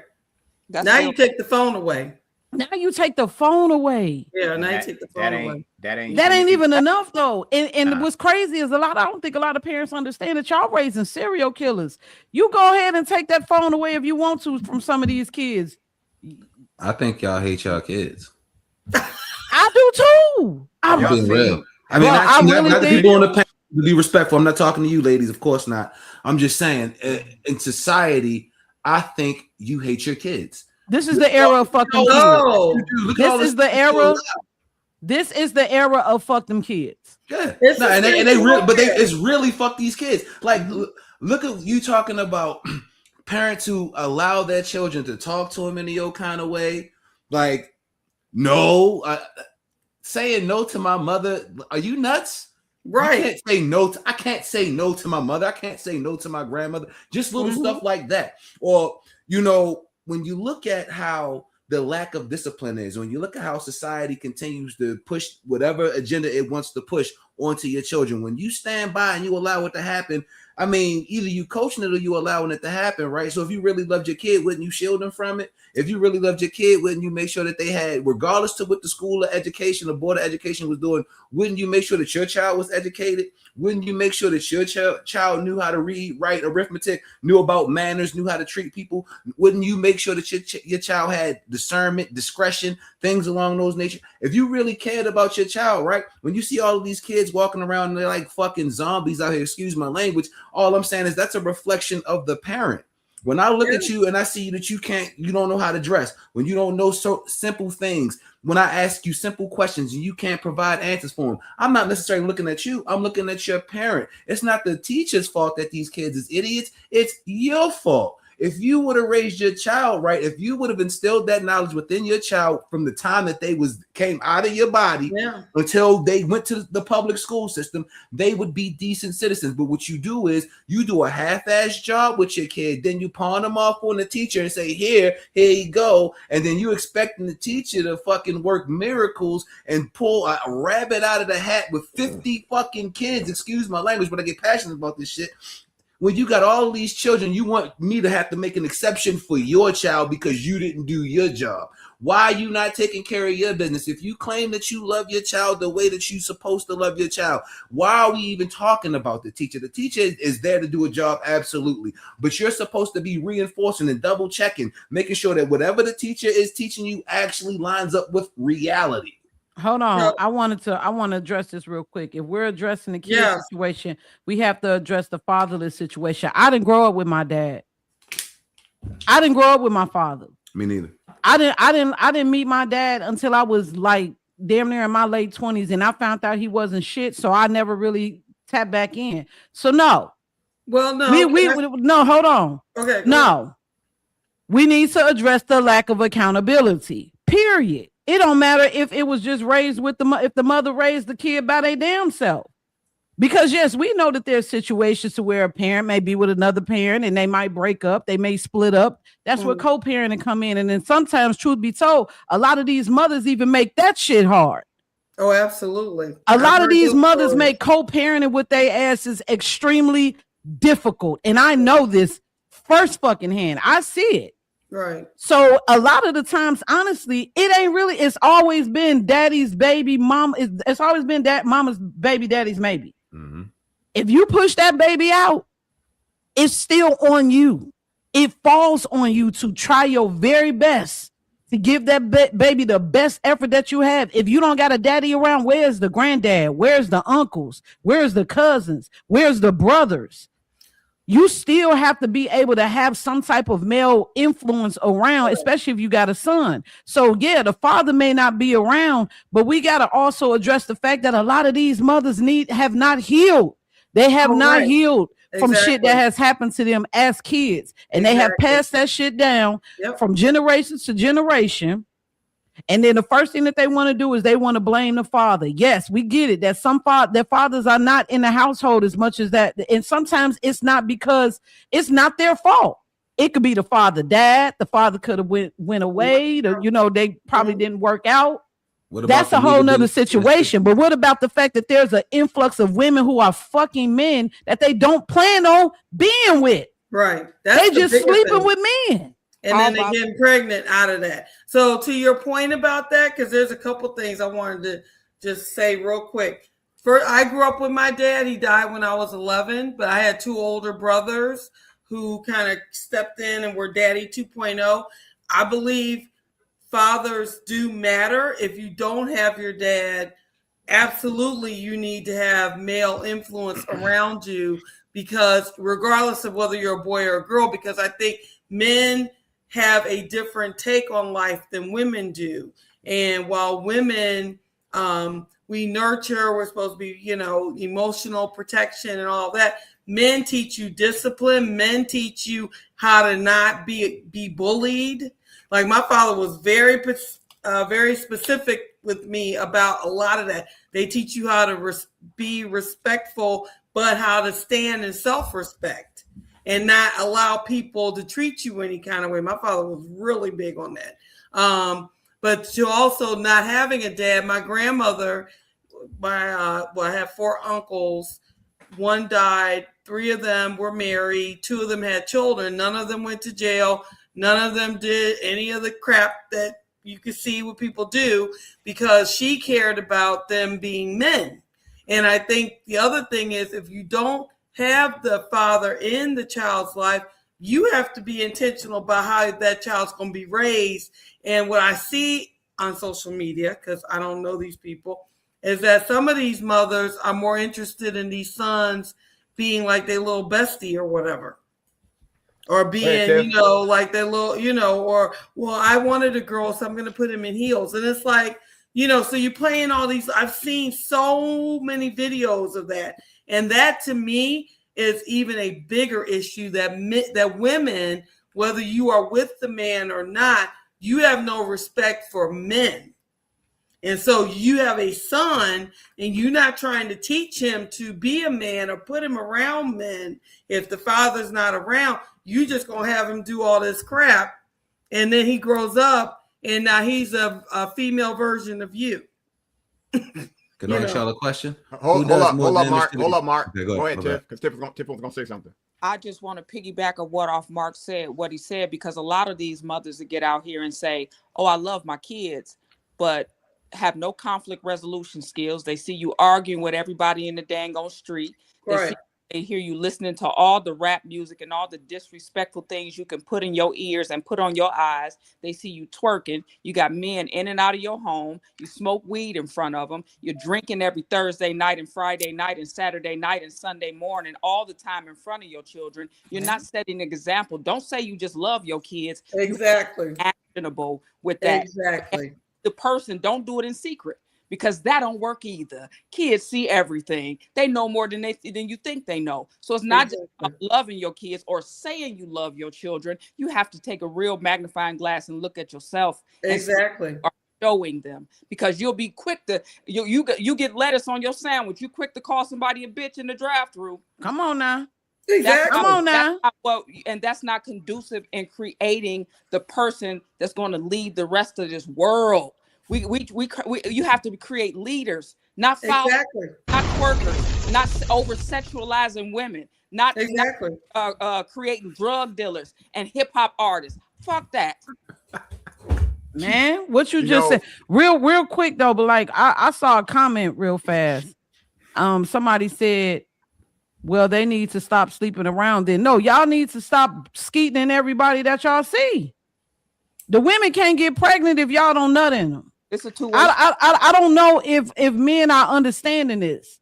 The women can't get pregnant if y'all not nutting in them.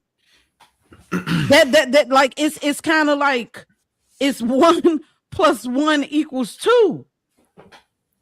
If you know, it's at this point where we're in such an amazing time. No matter how negative it may be out here, we still are an amazing time where like you could access anything on anybody. You could pull up a person's whole medical chart on my chart and check and see where they at. If you see that they taking Zoloft or Caplyta or some shit like that, if you go to somebody's house and you see that they got medicine and shit in their cabinet, you better take a screenshot and look and see what that is to make sure you're not dealing with a mental patient.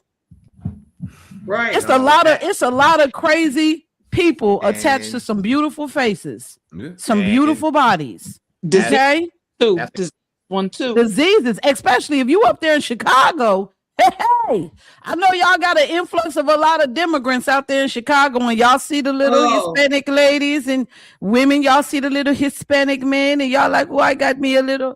Yes, muchacho, I'm gonna slide in you with no condom. I see. Yes, papi, yeah. And guess what? They got a very bad situation right now when it comes to HIV out there. When it comes to the Latino community, the immigrant community, and I'm not even shitting on Latinos in general because we know that this is something that's going on in every community, especially ours. But what I'm saying is that like, y'all not really taking responsibility for the fact that y'all put y'all penises in anything they got a fat ass and tell you that they will let you. So the same way that you saying that they need to start sleeping around, y'all need to be careful about how y'all spilling y'all seeds. And that's all I got to say about that. It proves it's the breakdown. Everything is the breakdown of community. It's a systematic play that they put out there to break all of it down. Every single piece of it. If you're a teacher and you just took the job because it's a job, that shows it's not meant for you. If the system is taking fathers out of the home, that should tell you something. If you have women that aren't willing to seek out the positive male figures just to even speak to them, that's all because like I said, I always go back to respect. I've been cussing since the 2nd grade. I'm not afraid to say that. But the adults around me, they didn't know that. I wasn't cussing out teachers. I wasn't going around as any adult, well, fuck you. I wasn't doing that because it was still a respect factor. That dynamic is gone now. But here's the crazy thing. I know y'all probably catch this. Y'all do realize these kids don't test everybody. I've never been tested by a kid. I know damn well Tiffany hasn't. Because it's an energy that we put out, and what you mean test?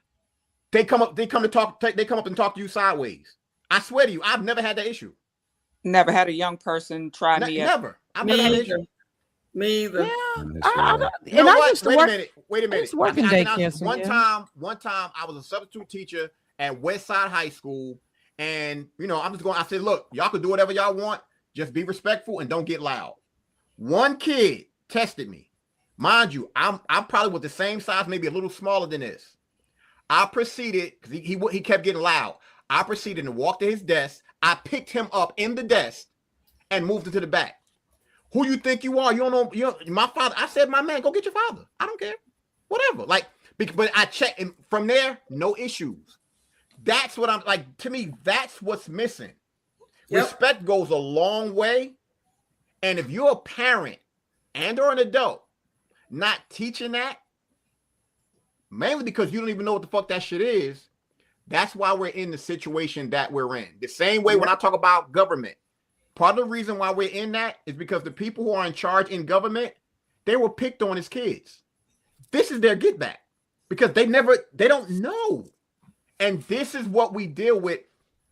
It's frustrating, but I can honestly say it's people like this on this panel that's willing to address it, which helps solve the problem. Not going to solve it, but it helps. And if you don't have these types of conversations, it's going to keep getting worse because, as Mark said, the plan is working exactly like they want to. That's the reason why they're going to silence something like this, because they don't want this shit getting out. They don't want young people seeing an episode like this. Hell no.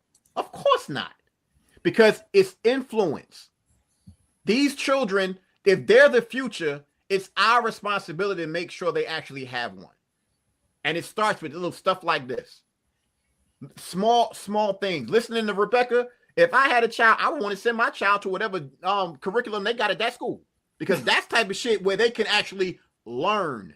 Right. That's what I'm talking about. Not the bullshit. I wish a huge shout out to that father that went to that school and they had his son dressed up like a little girl. Massive respect. He went off. I have so much respect for him when that shit happened. Thank you. That's what we have. Like the fact that we in times we saying respectfully, fuck all that shit. Right is right and wrong is wrong. Right. You ain't supposed to be teaching that to no damn kid. I wish I would. If I found out at my little cousin's school they had some I gotta say the right word so it don't mess up. Some man boys reading to my nephew, my little cousin, or something like, oh, man, you out your mind. I would go off. And after I go off, I'm going straight to the school board.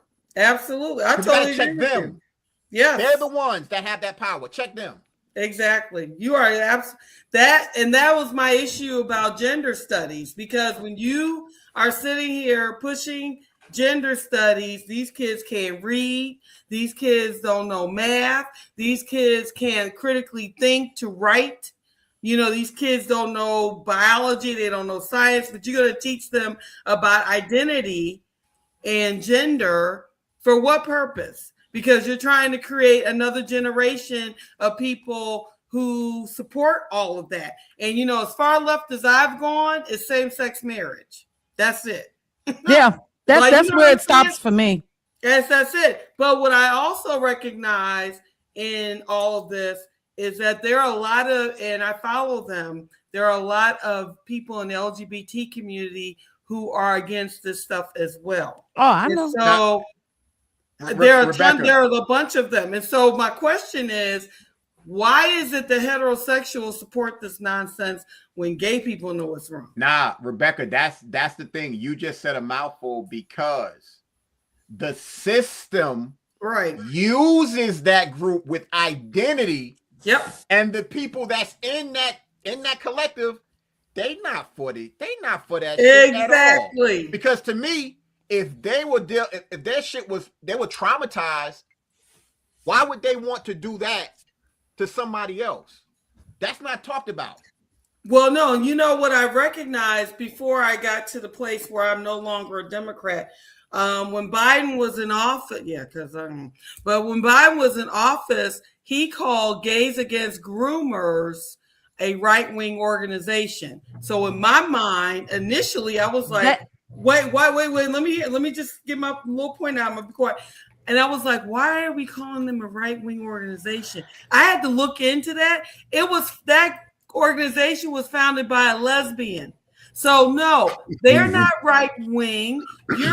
You're trying to turn this around and make people think, oh, well, I'm being homophobic if I say anything against any of this. When these people, this lesbian who founded Gays Against Groomers, I follow them on social media, they are absolutely against all this transitioning, all this push. And it is ridiculous when I hear heterosexual people support this nonsense. My head is blown. But they did that to try to get you to think, oh, well, I'm being homophobic if I say anything about trans people or whatever. And I don't really care what adults do. Leave children alone, period. Leave them alone. And somehow they can't do that. So that's the gender crap. I'll be quiet now.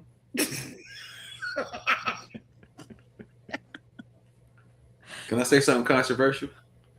I'm gonna say two things that's controversial. First thing is, I know it's far-fetched, but in my opinion, I would love to see something like this happen. If there was a license for you to have children, I don't think that any Tom, Dick, and Harry should just be able to have kids. You have to have things in place. There must be criteria that must be met. And you must be like financially be stable. You must be married. Like things like that need to happen in order for you to go out here and just have kids. That will cut down on the lot. And then the next thing, the thing that probably is even more important than the first thing I just said, I believe that there should be an aptitude test or a civics test in order for you to be able to vote. In order for you to have your citizenship, instead of you just being born here and you're a citizen and you get these rights. No. That shit should be earned. I believe that whether you're in high school or not, there should be a civics test of simple. Matter of fact, the same exact civics test that they have to pass to get their citizenship should be the same test that all of us take, because nobody should be able to come into our country and know more about our country. Exactly. If you fix the situation where you can control the voting, then you can control a lot of this bullshit that continues to get pushed by all of these politicians, because then you can put in place who you want to have in place, because you'll have people who are actually intelligently going to the voting booth instead of just going down there because, oh, he sound good or he look good or I don't like him because he rolled with Trump. Like the dumbest shit in the world is what we tell ourselves when we're on our way down to the voting booth. 92% of black women voted for Kamala Harris. And I'm not even going to denigrate Kamala Harris. If that's who you wanted to vote for, if that's who you want to vote for, then that's fine. But what I will say is, think about how damning that is. 92% of the same exact people voted. You're telling these people how to control you, and you don't even realize you're giving away your power. You're telling them exactly that Megan Thee Stallion, Cardi B, and all of these other little trinkets that they send out there, that's what's going to keep you entertained, and that's what's going to get them their vote. Because overall, 78% of black people still voted for Kamala Harris. And I'm like, if you hate the way things are going right now, imagine if she was running shit. Go ahead, Tiff. Right, woo! That's a whole mouthful.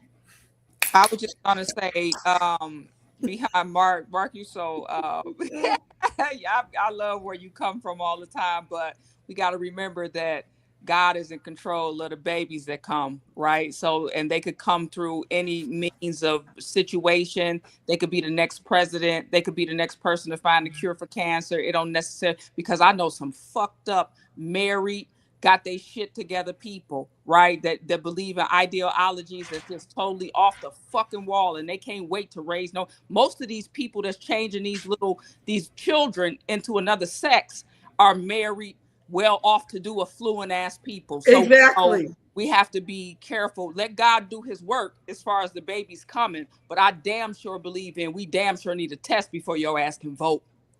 Yeah, I think that's more important than even the thing with the babies. Because like I said, if you control the voting, then you can control who's in politics, the laws and the regulations of how society is. We continue to get more progressive because we vote in progressiveness. If you want things to be conservative and you want things to go back to how they were, then we need to vote people in who have that mindset or thinking like, hey, we need to have a 2-parent household. Now, you're right when you're saying about just because you're married and you're well off, it doesn't guarantee that you're going to have a great situation. But I would at least like for it to be a jumping off point, at least a base point for us to start at, and then say, okay, this is how we can improve it. This is how we can tweak it. But what I don't want to see is a whole population of baby mamas talking about the government isn't set up to support single mothers. A fucking duh. Well, you know what? And to piggyback off of that, maybe if we had term limits on how much you could get as far as welfare benefits, then we would probably have a lot less baby mamas.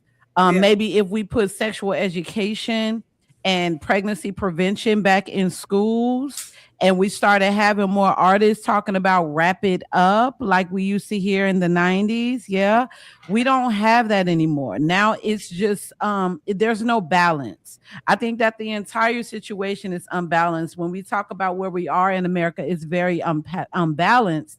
And unfortunately, we have this whole political drama that's going on right now where we literally are unable to even communicate as Americans because of politics. We can no longer communicate with our sisters and brothers like we used to, especially if they're on one side or another side. So therefore, me being a single, unmarried, no children having woman who has all of this information and all of these wonderful people around me who give me information, I can't even instill that in my niece. You know what I'm saying? Because my sister, I don't talk to her. You know what I mean? And this is just, huh? The politics? I have no idea. She just stopped talking to me when I came to IG. So it has to be over politics. They're definitely Democrats. I'm not stupid. Yeah, I'm not.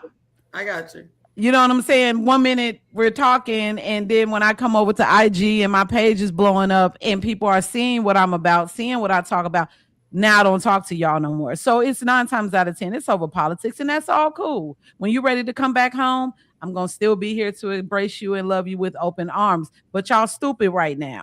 And it's sad because y'all have y'all children that I voted because I didn't want my niece and my nephew to have to worry about being mutilated in school. I voted because I didn't want my niece and nephew to have to worry about a trans person or somebody who's dressed like a drag queen reading them. These are certain things that I voted against because I noticed that it was becoming a problem. And then when it comes to COVID, that really kind of gave people the opportunity that really kind of gave society, that gave TV, movies, entertainment, that gave them the opportunity, the window of opportunity to shape the minds of these children. And I don't think a lot of parents even understand that. Even if you think about how many people do you know right now who had kids during that time, and they either one or two of them kids is probably either nonverbal, autistic, or have behavior problems. Yep. I don't know how many. I mean, like, seriously. Everybody don't see the fact that, like, right now we are under siege as a country, and they're coming for y'all kids first. They coming for the kids. See, I have this, and I'm gonna land my plane because we about to get ready to get up out of here. But I really have this thought process that Alzheimer's was created so people from the silent generation would not remember the shit that they went through. Oh, seriously. Okay, I never heard that. The silent generation, they were here. You know, the silent generation is 1920s, 1930s. No, yeah. I think that before that, it was another type of generation, but the silent generation was like our great grandfathers. So they were around during the Depression and the Holocaust, and they seen the change of events that took place in the 50s and the 60s. Then you have the boomers, you know what I'm saying? And a lot of people blame so many things that's going on right now on the boomers because the boomers were the last generation that actually reaped the benefits of certain things that we no longer have at our fingertips. It ain't their fault. You know what I'm saying? But that's just kind of really how it is. Then you got Gen Z, Gen X, millennials, then Gen Z. So I think that literally your children right now, they're trying to breed a whole new group of workers that are going to comply. And anything that's outside of what they're teaching them, they're going to tell them that they're fascist, which is words that y'all niggas ain't never used. Y'all know y'all never used the word fascist up until the last 2 years. Exactly. Y'all were not saying fascist. Nazi. Wasn't nobody talking about no Nazis. Nobody was talking about any of these things. Y'all was not talking about nothing. No Marxism, no narcissism, no They are shaping the minds of y'all kids, of y'all teens, of y'all college students. It starts in school. So y'all parents, y'all asses better wake up. Yep. And I mean like today. Yep. Or you gonna wake up and you gonna have the Menendez brothers as your kids. And I'm just being honest. Y'all raising some serial killers.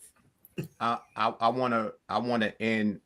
The last thing I want to say is, if you are a teacher and or a school and you have these children going out to protest, you should immediately be fired, because it is not your job. It is not your job to have, number one, to be teaching them that. That's for their parents. Number two, in the political climate of 2026, you are putting those children in danger, because anything can happen, and then you're going to be responsible for that. So you talk about the education system, the board education, and they budgets and all that. Their budgets will be broken if something happens to one of these kids. Absolutely. Period. So no matter how young they are, I've seen these videos, whether they're high school kids, and I got a video, I got to send it to Tiff and Shannon, where they were out there interviewing some of these kids at these protests. They probably don't It's even an know why they do it. embarrassment. It's an embarrassment to hear what they have to say. Yeah. It is. Showing in that school system, they aren't learning anything. Right. I'm talking about, They're not. it's bad. So we talking about something like that, and the fact that these children cannot read, cannot write, and cannot do simple math, and they changed the math too. Like, what the fuck? They doing all Right. these changes, but the base isn't there. I was not a great student, but I got a lot of common sense, and I could Right. figure that shit out. Right. They aren't doing that now, and that's, to me, it's just very, very, very dangerous. No, you're Because exactly you can be intelligent, but you can also be ignorant and stupid. Yeah. Absolutely. And they're teaching that, and that's bad. And when I heard that some liberals said that math was racist, I'm like, oh Lord, what? And I'm not single. I didn't mean to say that. I know my man is watching. Clean it up, sis. Clean it up, I'm not sis. single. I'm just not married. Not yet. Okay. Not yet. Not Y'all yet. married. Okay. Okay, Y'all real married. quick, and then I'm gonna let y'all finish, because I wanted to just say this real fast. The integration experiment has failed us miserably, but worked brilliantly in their favor as planned. I think you need to understand that we were integrated centuries ago, like decades Right. ago. This whole little black and white separation thing that came at the turn of events that we're talking about. So this is one of the reasons why we're trying to like move away from just talking about just black and white, because it's affecting all of us right now. Right. There's dumbass white kids just like there are dumbass black kids. Okay. Yep. I seen a white girl had to call her daddy about how to count out 97 cents. She didn't know what the small things were. I And just posted a video, sis, where a white kid could not even tell time on a car on a clock. I seen So an American say that it was only 9 numbers on the clock. Wow. Pardon me. Interesting. Okay. This was good. I had a good time with y'all. So what Five happens on- at 10 p.m.?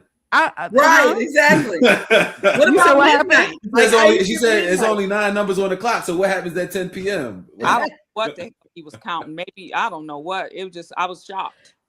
What happened? Woo. Anybody got to say, well, I know that Food just said something. Co-host, anything else? Unapologetically G?